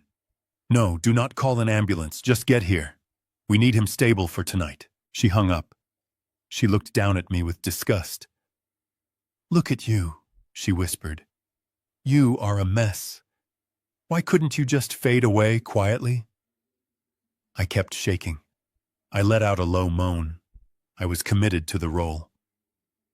20 minutes later, Dr. Stevens rushed in. He was wearing a tracksuit, clearly pulled out of bed. He carried a black medical bag. Gavin was right behind him, looking like he hadn't slept either. Stevens knelt beside me. He shined a light in my eyes. I kept my gaze unfocused, staring past him at the ceiling. He checked my pulse. "How long has he been like this?" Stevens asked. "Since I found him." 20 minutes, maybe," Patricia said. "Is it a stroke?" Stevens pulled out a stethoscope. He listened to my heart. My heart was pounding strong and steady, fueled by rage, but to him, it probably sounded like panic. "Number," Stevens said. He stood up and wiped his hands on his pants as if touching me had made him dirty. "It is not a stroke. It is a transient ischemic attack, combined with the advanced neural degradation we discussed. Basically, his brain is misfiring. The stress is too much for him." He looked at Gavin and winked. A quick, subtle motion. "He is checking out, Gavin. The lights are flickering, and they are about to go out permanently. By tomorrow, he won't know his own name." Gavin let out a breath of relief. "Perfect. That is perfect. As long as he can hold a pen tonight. That is all I need. Can you perk him up?" Stevens nodded. He reached into his bag. "I can give him a stimulant to get him through the party. But right now, he needs to calm down. If he keeps thrashing, he might actually have a heart attack and ruin everything. I am going to give him a sedative. Just a mild one. It will knock him out for a few hours. He will wake up groggy, but pliable." He pulled out a small white pill and a bottle of water. "Help me sit him up," Stevens ordered. Gavin grabbed me under the arms. He hoisted me up. I felt his expensive cologne fill my nose. It made me nauseous. He dragged me to a chair and propped me up. I let my head loll to the side. "Open up, Harrison," Stevens said. His voice was fake, gentle. "This will make you feel better." He shoved the pill into my mouth. He held the water cup to my lips. "Drink," he commanded. I took a sip of water. I felt the pill sitting on my tongue. I knew this trick. I had seen patients do it in movies. I moved the pill with my tongue, tucking it deep between my cheek and my gum. I swallowed the water loudly. "Good boy," Stevens said. He patted my cheek. A little too hard. "Now let's get him to bed," Stevens said. "He needs to sleep this off." Gavin and Stevens half carried, half dragged me up the stairs. Patricia followed behind, complaining about having to clean the kitchen floor. They dumped me onto my bed. Gavin took my shoes off. Not out of kindness, but to keep the sheets clean. Stevens checked my eyes again. "The sedative should kick in within 10 minutes. He will be out cold." "Let's go to the study," Gavin said. "We have details to finalize before the guests arrive." They walked out of the room. They left the door cracked open. They thought I was already drifting off. I lay perfectly still. I waited until I heard their footsteps fade down the hall. Then I spit the pill into my hand. It was starting to dissolve, bitter and chalky. I shoved it under the mattress. I closed my eyes and focused my hearing. The house was old, but the vents carried sound if you knew how to listen. Their voices drifted up from the hallway. They weren't going to the study. They were standing right outside on the landing. "So what is the plan for the company?" Stevens asked. "Do I get my shares?" "Don't worry about your shares." Gavin's voice was arrogant. "Once Harrison is locked up, I am initiating a fire sale. I have a buyer in China for the trucking fleet. They want the trucks and the routes. What about the employees? Patricia asked. She didn't sound concerned, just curious. Gavin laughed. The drivers, screw them. We liquidate the pension fund to cover the closing costs. The new owners will bring in their own people. Most of Harrison's crew are old-timers anyway. They can retire or rot. I don't care. I felt a tear leak out of my eye. It ran down into my ear. It wasn't for me. It was for Big Mike, my fleet manager who had 5 kids. It was for Old Lady Henderson, who ran dispatch for 30 years. Gavin was going to gut them. He was going to take the pension fund I had built for them dollar by dollar and use it to pay for his treachery. And the house, Patricia asked. When can I list it? Give it a month, Gavin said. We don't want to look too eager. Let the old man settle into the facility. Once he is medicated and drooling in a wheelchair, no one will question why you are downsizing. You can sell this place, move to the condo in Florida, and we can finally enjoy the money without the smell of diesel fuel hanging around. They laughed. All 3 of them. A harmonious chorus of vultures. I lay there and memorized every word. I engraved their laughter into my soul. They were not just killing me. They were killing everything I had ever built. They were erasing my existence. Okay, Gavin said finally. I need to go get changed. The party starts at 6. Patricia makes sure he is dressed and looking somewhat human. We need the photo op. The loving wife and the devoted lawyer standing by the ailing titan. It will play great in the papers. See you tonight, Stevens said.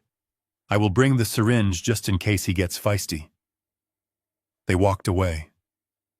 The silence returned to the room. The heavy, suffocating silence of a house that has lost its soul. I opened my eyes.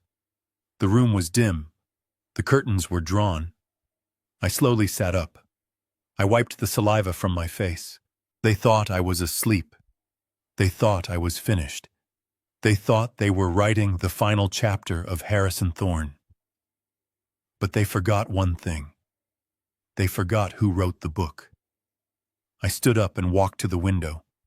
I peeked through the blinds. I saw Gavin's car pulling out of the driveway. I saw Stevens getting into his Porsche. Go ahead, I whispered. Drive away. Put on your tuxedos. Chill the champagne. Prepare your speeches. I looked at my reflection in the glass. I looked old. I looked tired. But behind the gray eyes, there was a fire that could burn down the world. You want to liquidate my company. You want to steal my pension fund. You want to throw me in a hole. I clenched my fist. My knuckles popped. Tonight isn't a retirement party, I said to the empty room. Tonight is an ambush, and I am not the prey. I went to the closet.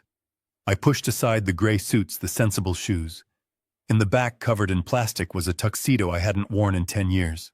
It was black, sharp, the kind of suit a man wears when he means business. I pulled it out. Sleep well, Harrison, I told myself, because when you wake up, you are going to be the nightmare they never saw coming. I lay back down on the bed. I closed my eyes. And for the first time in days, I smiled. Let the party begin. The string quartet was playing Mozart. It was a light and airy piece that floated through the ballroom of my home, but to my ears, it sounded like a funeral march. I sat in a wheelchair that Gavin had insisted on renting. He said it was for my safety, but I knew it was a prop. It was a visual aid to show the elite of Chicago that Harrison Thorne was no longer a titan of industry, but a feeble old man who could not even stand on his own 2 feet. I wore the black tuxedo I had pulled from the back of my closet. It fit a little looser than I remembered, which only helped sell the image of a man wasting away. My hands rested in my lap. I clasped them together to hide the fact that they were perfectly steady. I let my head hang forward slightly, staring at the polished tips of my shoes. Gavin was behind me. I could feel his hands on the handles of the wheelchair. His grip was tight, possessive. He was not pushing a person. He was pushing a shopping cart filled with $42 million. Ready for your big moment, Harrison? Gavin whispered in my ear. His breath smelled of expensive scotch and mints. Just smile and wave. We will have you back in bed before the dessert is served. I did not answer. I let a little drool gather at the corner of my mouth.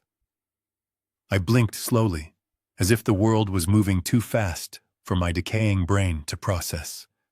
Gavin pushed me forward. We moved out of the shadowed hallway and into the grand ballroom. The light hit us instantly. Hundreds of crystal chandeliers reflected off the marble floors, creating a blinding glare. The room went silent. The chatter of 300 guests died down. The clinking of crystal glasses stopped. Every eye in the room turned to me. I looked out at the sea of faces. I saw business partners I had known for decades, men I had played golf with, women I had hosted for charity dinners. I saw the mayor of Chicago standing near the bar, holding a martini. I saw the journalists from the Tribune and the Sun-Times, their pens poised over their notebooks, ready to document the fall of a giant. They looked at me with a mixture of pity and morbid curiosity. They were like drivers slowing down to look at a car crash. They wanted to see the wreckage. Patricia was waiting on the small stage that had been set up in front of the fireplace. She wore a midnight blue gown that sparkled under the lights. She looked regal. She looked like a grieving widow who hadn't even waited for the body to get cold.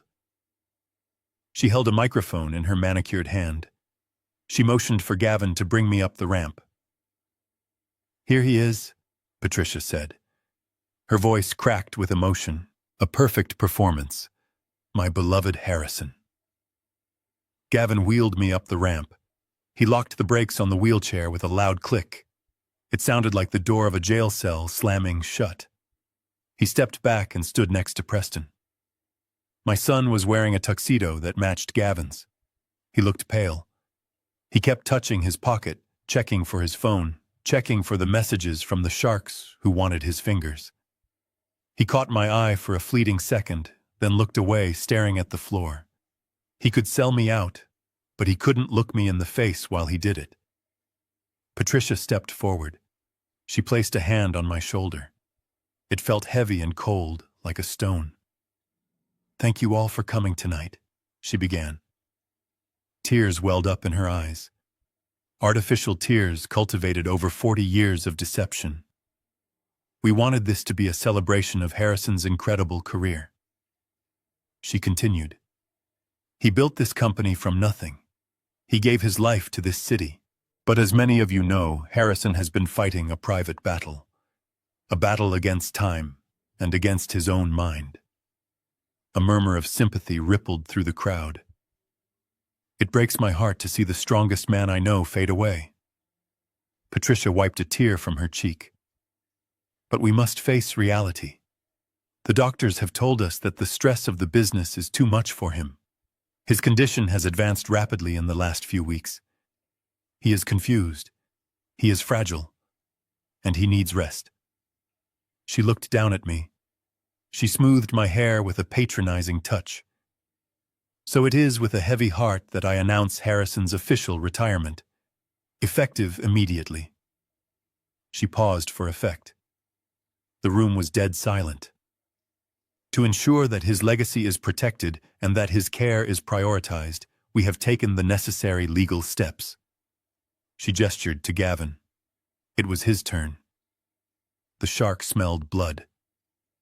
Gavin stepped up to the microphone. He adjusted his tie.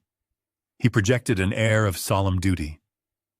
"Thank you, Patricia," he said. His voice was deep and authoritative. As the family's legal counsel and Harrison's longtime partner, I have been entrusted with a difficult task. Earlier today, due to Harrison's incapacity to manage his own affairs, we executed a durable power of attorney and a transfer of trusteeship. He held up a blue folder. The audience couldn't see the papers inside, but I knew what they were. They were the papers I had spilled coffee on, the papers he had reprinted and forged. This document grants full control of the Thorne estate and the logistics company to Patricia Thorne and myself acting as co-conservators, Gavin announced. We do not take this responsibility lightly. We do it to protect Harrison, to ensure that the empire he built does not fall into ruin because of his illness. He looked at Preston. And we do this with the full support of his son, Preston, Gavin added. Preston stepped forward. He looked like a deer in headlights. He nodded his head rapidly. Yes, Preston stammered into the microphone. It is what Dad would want. He can't make decisions anymore. We just want him to be safe. Safe. There was that word again. The code word for imprisoned. The crowd erupted into applause. It was polite applause, but it was loud. They were applauding my demise. They were clapping for the vultures who were picking my bones clean right in front of them. They thought they were witnessing a family coming together in a time of tragedy. They had no idea they were witnessing a crime. Patricia bent down and kissed me on the forehead. It is over, Harrison, she whispered so only I could hear. You can rest now, or die. I don't care which. I sat there in the wheelchair. I let my head droop lower until my chin touched my chest. To them, it looked like defeat. It looked like the final surrender of a broken man. But under the cover of my bowed head, I was smiling. I listened to the applause. I let it wash over me. I savored it. Clap, I thought. Clap as hard as you can, because you are not clapping for them. You are clapping for the greatest magic trick you have ever seen. I felt the heavy paper in my inside pocket pressing against my ribs. The receipt from the bank. The confirmation of the trust. They thought they had just announced their victory. They thought they were holding the keys to the kingdom. But they were holding nothing but air. I checked my watch surreptitiously. It was 7 o'clock. The banks were closed. The wire transfer was locked in the system. The intermediary had received the funds hours ago. Gavin put his hand on my shoulder again, squeezing it. Let's get you off the stage, old friend, he said loudly for the crowd's benefit. You look exhausted. He released the brake on the wheelchair. Wait, I said. It was just a whisper, but Gavin heard it. He froze. What? He hissed. I lifted my head. I didn't lift it slowly like an old man. I snapped it up. I looked straight into the blinding lights. I blinked once, twice, clearing the fog that wasn't there. I reached up and grabbed the microphone from the stand. Gavin tried to stop me, but he was too slow. And he couldn't wrestle an old man in front of 300 witnesses. I held the microphone to my lips. My hand was as steady as a rock. I sat up straight in the wheelchair. My shoulders expanded, filling out the tuxedo jacket. The transformation was subtle but terrifying. The frail invalid vanished. The CEO returned. I looked at the crowd. Then I turned my head and looked directly at Patricia. Her eyes went wide. She took a step back, clutching her throat. I turned to Gavin. He looked like he had seen a ghost. Then I looked at Preston. My son. He was trembling. I smiled. It was a wolf's smile. I think. I said, my voice booming through the speakers, rich and powerful. I think there has been a misunderstanding. The room went deathly quiet. Even the air conditioning seemed to stop humming.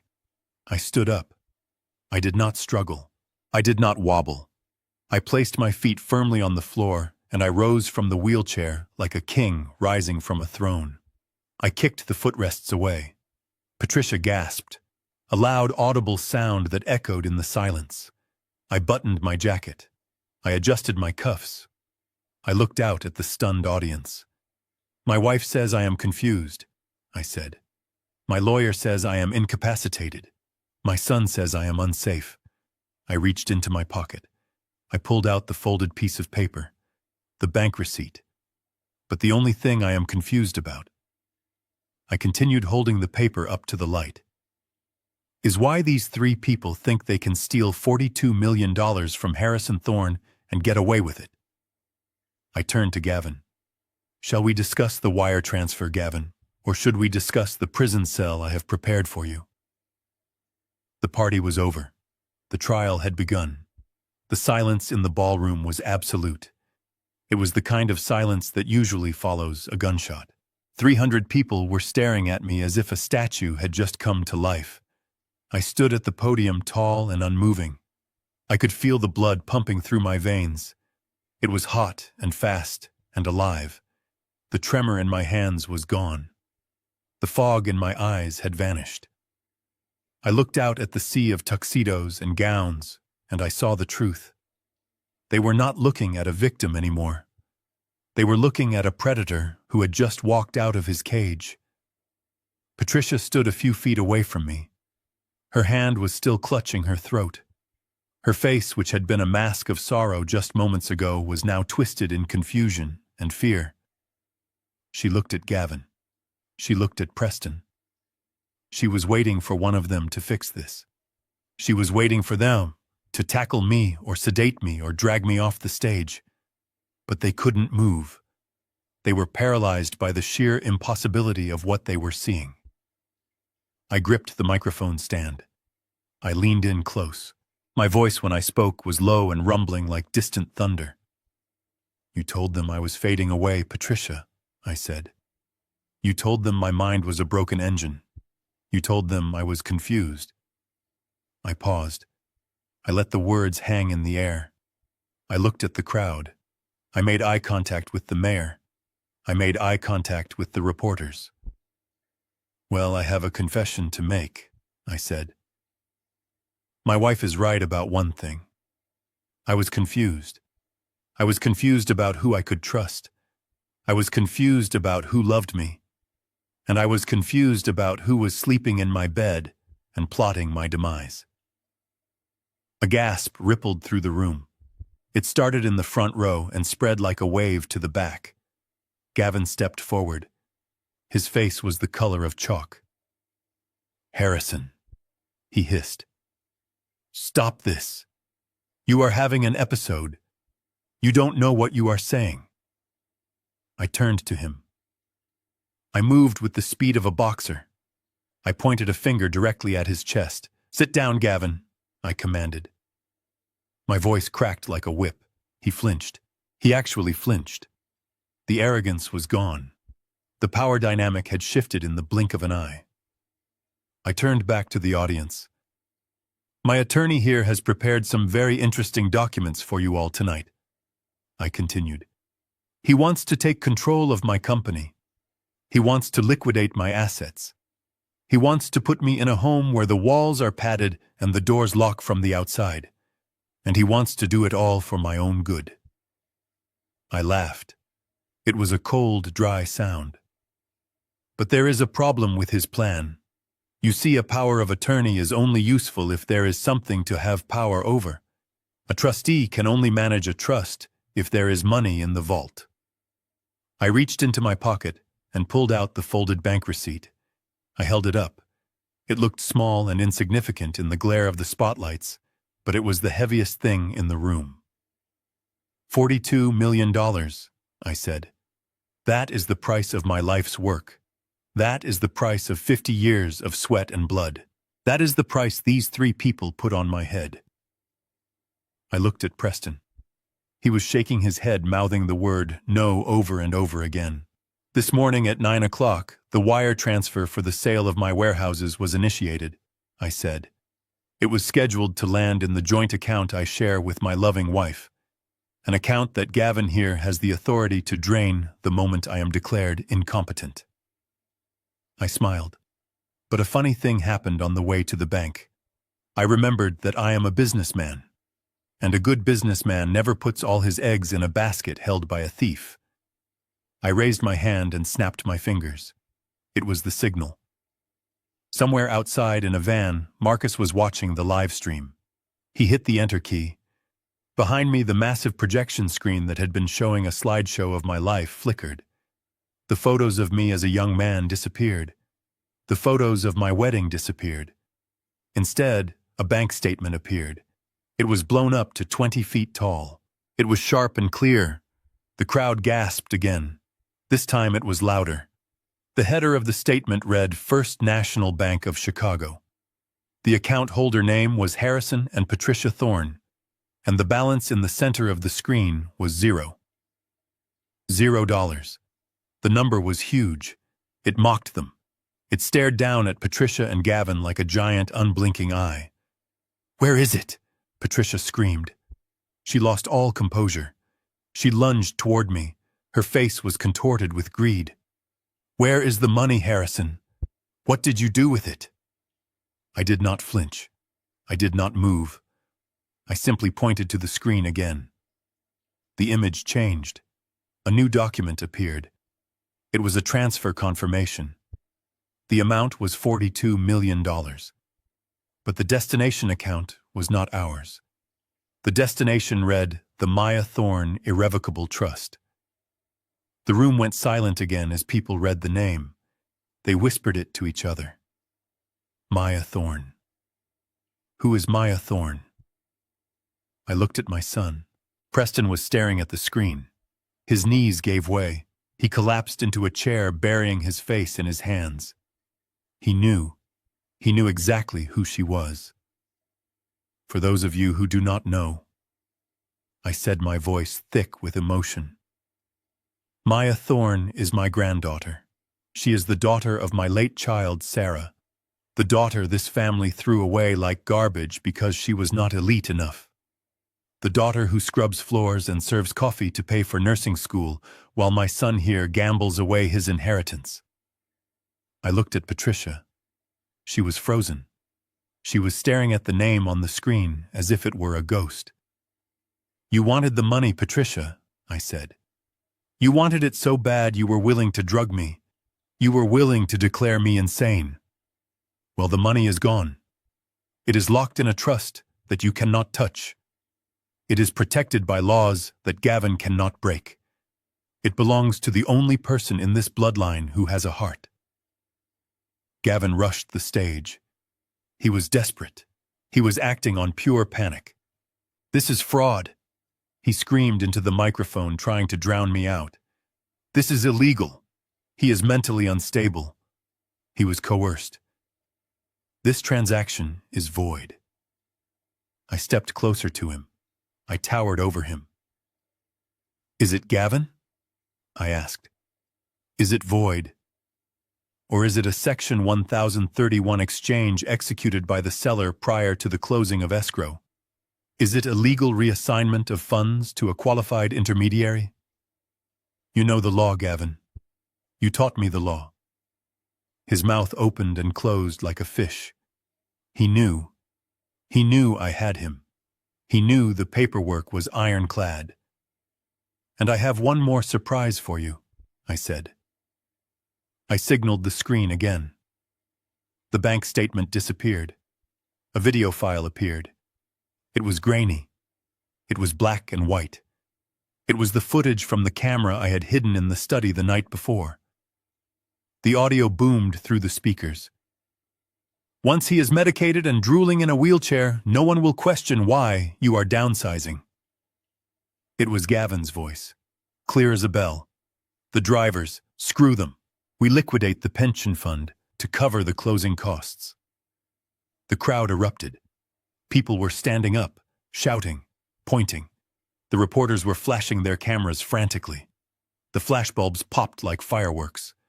Patricia covered her ears. She screamed a long, piercing sound of utter defeat. I looked at Gavin. He looked like a dead man walking. The blood had drained from his face, leaving him gray and waxen. I leaned into the microphone one last time. My name is Harrison Thorne, I said. I am not senile. I am not weak.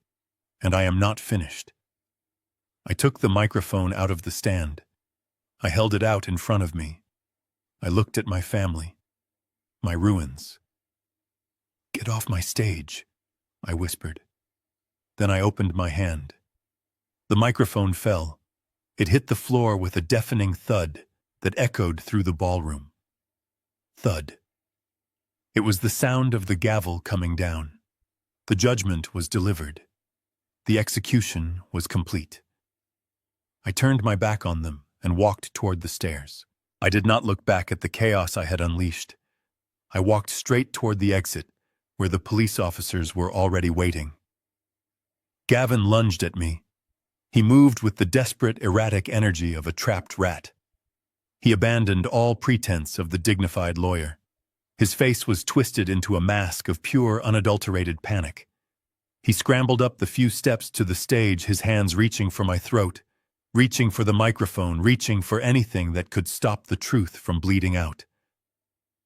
"He is insane," Gavin shrieked. His voice cracked, breaking into a high-pitched hysteria that echoed off the vaulted ceiling.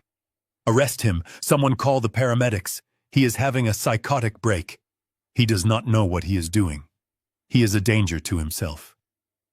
He got within 2 feet of me before my security detail stepped out from behind the heavy velvet curtains. 2 men I had hired that morning, former military, stoic and immovable. They intercepted Gavin effortlessly. One of them caught Gavin by the arm and twisted it behind his back. Gavin howled in pain, but he kept screaming. "He is senile. Listen to me. The papers are signed. I am his guardian.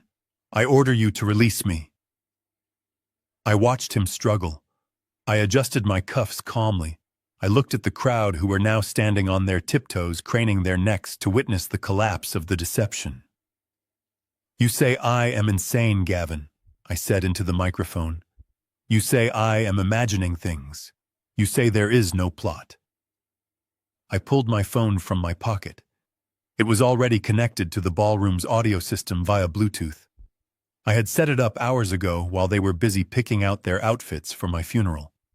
"Then let us let the audience decide who is crazy," I said. I pressed play.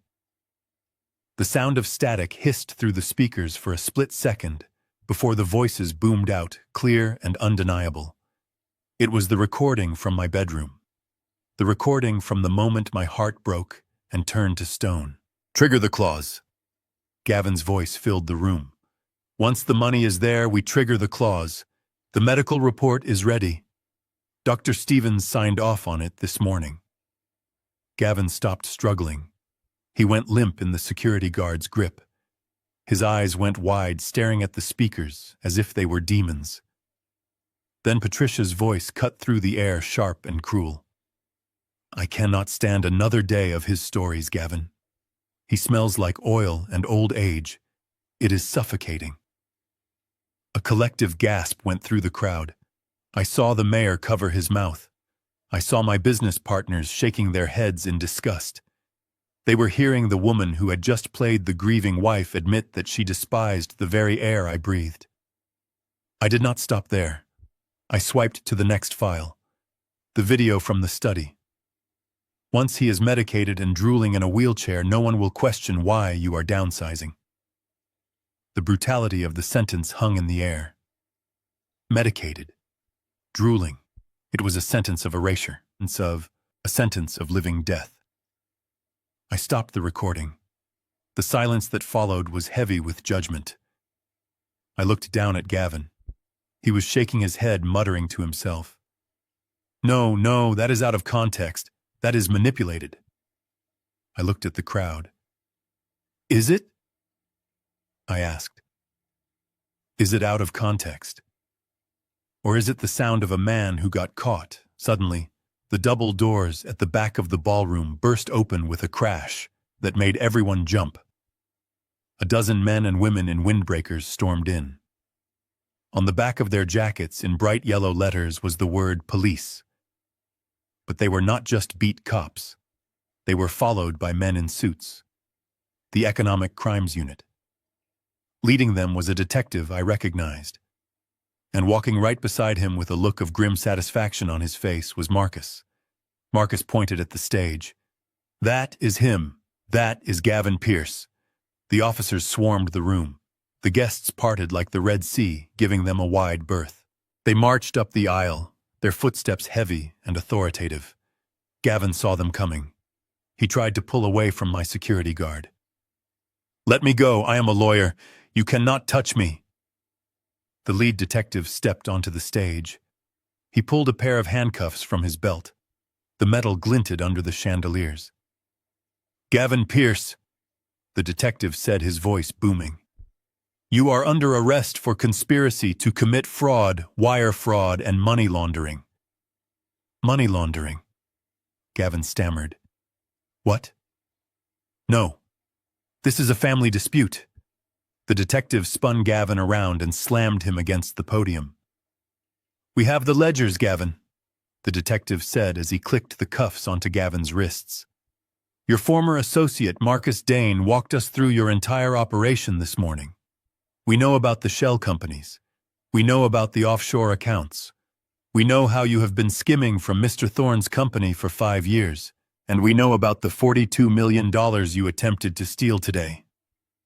Gavin looked at Marcus, who was standing at the foot of the stage. Marcus didn't smile. He didn't gloat. He just lit a cigarette right there in the ballroom and watched the smoke rise. It was the look of a man who had waited years for this moment. "Take him away," the detective ordered. 2 officers dragged Gavin off the stage. He was crying now. The arrogance was gone, replaced by the pathetic sobbing of a coward who realized his life was over. I watched him go. Then I turned my attention to the other side of the stage. Patricia was standing there alone. Preston had retreated into the shadows, cowering behind a decorative pillar. But Patricia had nowhere to hide. She looked at me. Her face was pale, her hands trembling. She looked at the police officers who were now turning their attention to her. "Harrison," she whispered. Her voice was trembling. "Harrison, please. You know I didn't mean it. It was him. It was all Gavin. He forced me. He manipulated me. I was scared, Harrison. I did it because I was scared of him." She took a step toward me, reaching out her hand. The hand that held the microphone moments ago. The hand that had signed the papers to commit me. I stepped back. I looked at her with eyes that were as cold as the grave she tried to put me in. "You were not scared, Patricia," I said. "You were greedy, you were bored, and you were cruel." I nodded to the detective. "Patricia Thorne," the detective said, stepping toward her. "You are under arrest for conspiracy to commit grand larceny and medical fraud." "No!" Patricia screamed. She tried to run. She actually tried to run in her evening gown and heels. She made it 3 steps before a female officer grabbed her arm. Patricia fought. She clawed at the officer. She screamed like a banshee. "My arm! You are hurting my arm! Harrison, make them stop! Tell them who I am. I am your wife." I walked over to where the officer was holding her. I stood inches from her face. I wanted her to see me. I wanted her to see the husband she had betrayed. "You are not my wife," I said softly. "My wife died a long time ago. You are just a stranger who lived in my house." The officer spun her around and cuffed her hands behind her back. The sound of the ratchet clicking was final. Click, click, click. Patricia slumped. The fight went out of her. She looked up at me, tears streaming down her face, ruining her expensive makeup. "Harrison," she sobbed. "What will happen to me? Where will I go? I am an old woman, Harrison. I cannot go to jail. I was supposed to retire. We were supposed to travel." I looked at her. I thought about the facility in Vermont. I thought about the padded room. I thought about the medication. I leaned in close. "You said you wanted to retire, Patricia," I said. "You said you were tired of my stories and the smell of oil." I pointed to the door where the police were waiting to escort her out. "Well, I have good news, son," I said. I paused. I let the words form perfectly in my mouth. "State prison is a very quiet place to retire," I said. "The rent is free. The food is prepared for you, and the best part is you will never have to smell me again." Patricia wailed. It was a sound of pure despair. "Get her out of my sight," I said to the officer. They marched her away. She stumbled, her heels clicking unevenly on the marble floor. The crowd watched her go in silence. The Queen of Chicago society was leaving her throne in handcuffs. I stood alone on the stage. The music had stopped. The applause had stopped. I looked for Preston. I saw him trying to slip out a side door. I did not stop him. The police would pick him up later for his gambling debts. The sharks would find him. His punishment was just beginning. I looked at Marcus. He nodded to me. A slow, respectful nod. I adjusted my tuxedo jacket. I took a deep breath. The air tasted sweet. It tasted like freedom. I walked down the stairs of the stage. I walked through the parted crowd. I did not stop to explain. I did not stop to accept apologies. I walked out the front door of the mansion that was no longer my home. I walked into the night where the stars were shining down on a man who had lost everything and gained the only thing that mattered. I had won. I walked out into the cool night air, leaving the chaos of the ballroom behind me. The sirens were fading in the distance, carrying away the wreckage of my past life. But there was one loose end left. One piece of the puzzle that was shivering in the shadows near the valet stand. It was Preston. He looked small. The tuxedo that had looked so sharp on him earlier now hung off his frame like a costume on a child. When he saw me, he ran over. He did not run with the arrogance he had shown at the dinner table. He ran with the desperate, stumbling gait of a hunted animal. He threw himself at my feet right there on the pavement. "Dad, please," he sobbed, grabbing the leg of my trousers. "You have to help me. They are going to kill me. The loan sharks. They know the deal fell through. They know I don't have the money. They will be looking for me." I looked down at him. I saw the tears streaming down his face, mixing with the snot and the sweat. I saw the terror in his eyes. It was real terror. He wasn't acting now. I felt a pang of pity, not love. That had been burned out of me when he pushed me into the chair. But pity. He was my blood, even if that blood was tainted. "Stand up, Preston," I said. My voice was weary. "Have some dignity." He scrambled to his feet, wiping his face with his sleeve. "You have the money, Dad. You control the trust now. Just give me the $500,000. I will pay you back. I swear. I will disappear.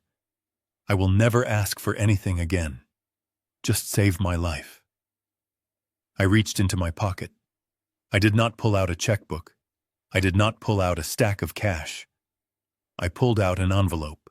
Inside was a single bus ticket and a brochure I had picked up days ago when I first suspected his addiction. I pressed the envelope into his chest. He looked at it. He looked up at me, confused. "What is this?" "It is a ticket to Omaha," I said. "One way, and the address of a rehabilitation center there. It is paid for. 6 months. Inpatient. No phones. No visitors. And no loan sharks." Preston stared at the envelope. His hands shook. "Omaha. You want me to go to rehab in Omaha?" "Dad, I need cash." I stepped closer to him. I gripped his shoulder. "This is the only help you are getting, Preston," I said. "If you stay here, they will find you. If I give you money, you will gamble it away, and they will still find you. This is your only way out. Get on that bus. Go to the center. Get clean. Learn how to work for a living. But my life is here." He stammered. "Your life here is over," I said. "The police will be looking for you soon enough for your part in the fraud. If you are smart, you will be in Omaha before they come knocking. And if you are lucky, maybe in a few years, you will be a man worth knowing." I let go of his shoulder. Go, I said, before I changed my mind. Preston looked at me one last time. He saw the granite in my eyes. He realized there was no negotiation, no manipulation.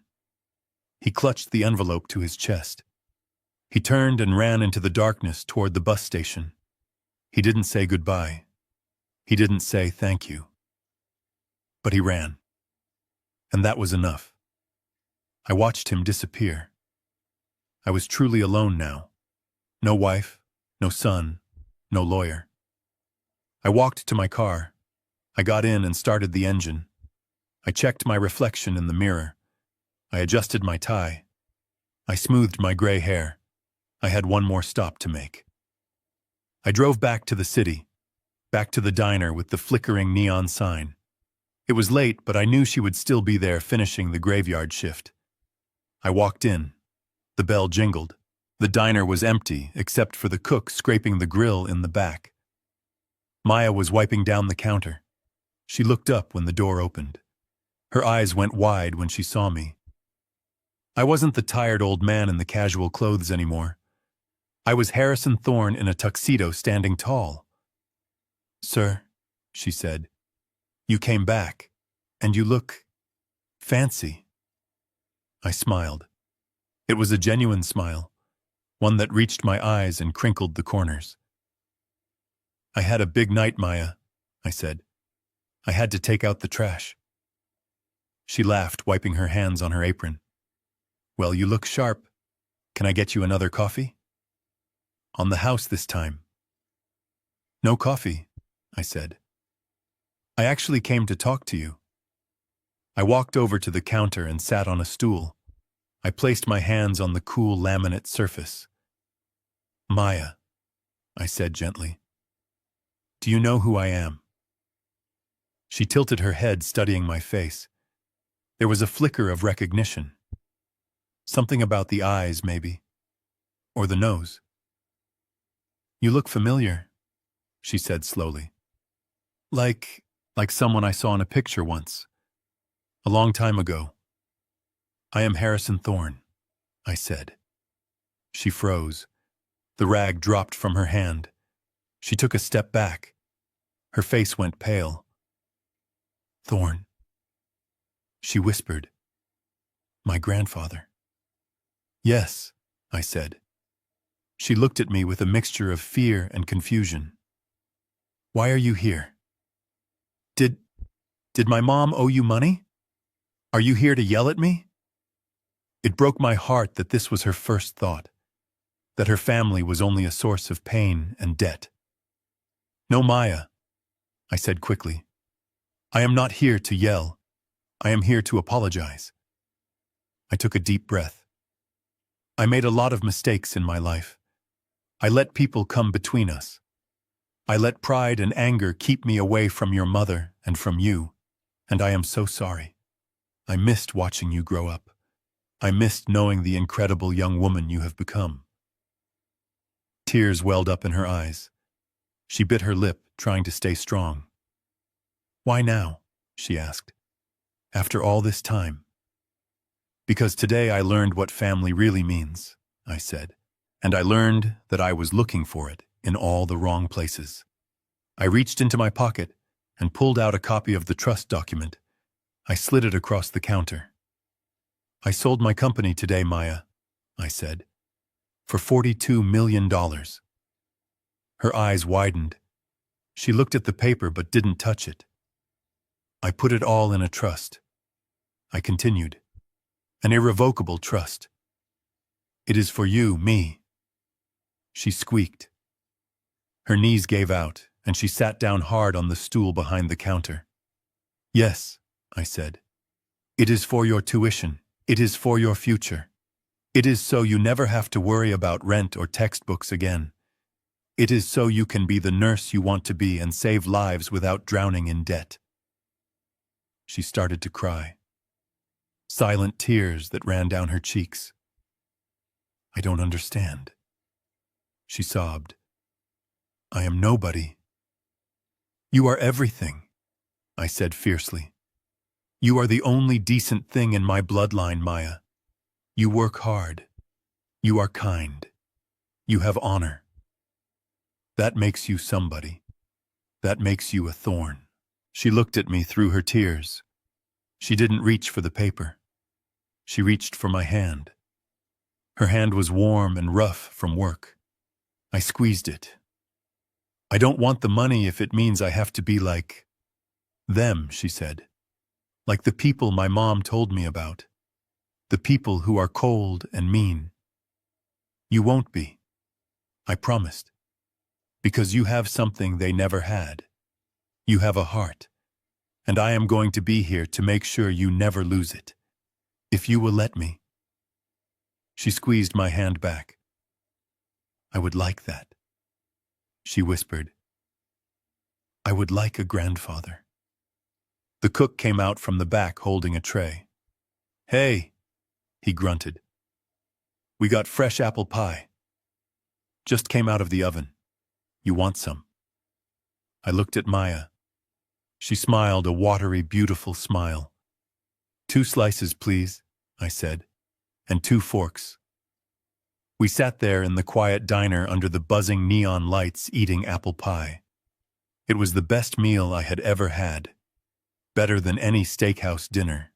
Better than any banquet. I looked at my granddaughter. She was laughing at a joke I made about my tuxedo. I touched my chest pocket. The bank receipt was still there. But it didn't matter anymore. The money was just numbers on a screen. This moment, right here, this was the wealth. I had walked into the fire and burned my life down. I had destroyed my marriage. I had lost my son. I had sent my lawyer to prison. But as I took another bite of pie and watched Maya's eyes light up, I realized something. I hadn't lost anything. I had just cleared away the weeds so the flower could finally grow. I was 72 years old. I was alone in a big empty house. But for the first time in 40 years, I was free. I took a deep breath. It is going to be a good life, I said to Maya. She nodded, taking a bite of pie. Yeah, Grandpa, she said. I think it is.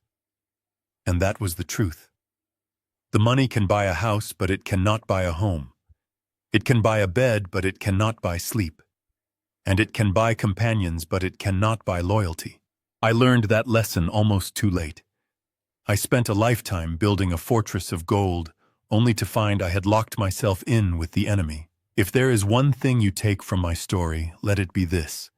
Pay attention to the people who are with you when you have nothing. Pay attention to the people who ask how you are not what you have. Do not let pride blind you.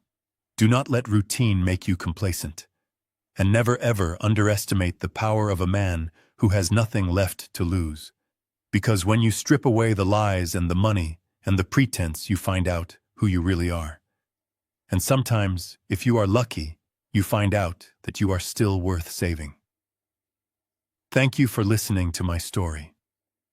I hope it helps you look at your own circle a little closer. If you enjoyed this story, please hit the like button and subscribe to the channel. It really helps me share these lessons with more people. And tell me in the comments below, have you ever had to cut a toxic family member out of your life to save yourself? I read every single comment. Until next time, stay strong, stay sharp, and watch your back. Because the wolf is always at the door, but sometimes the wolf is you.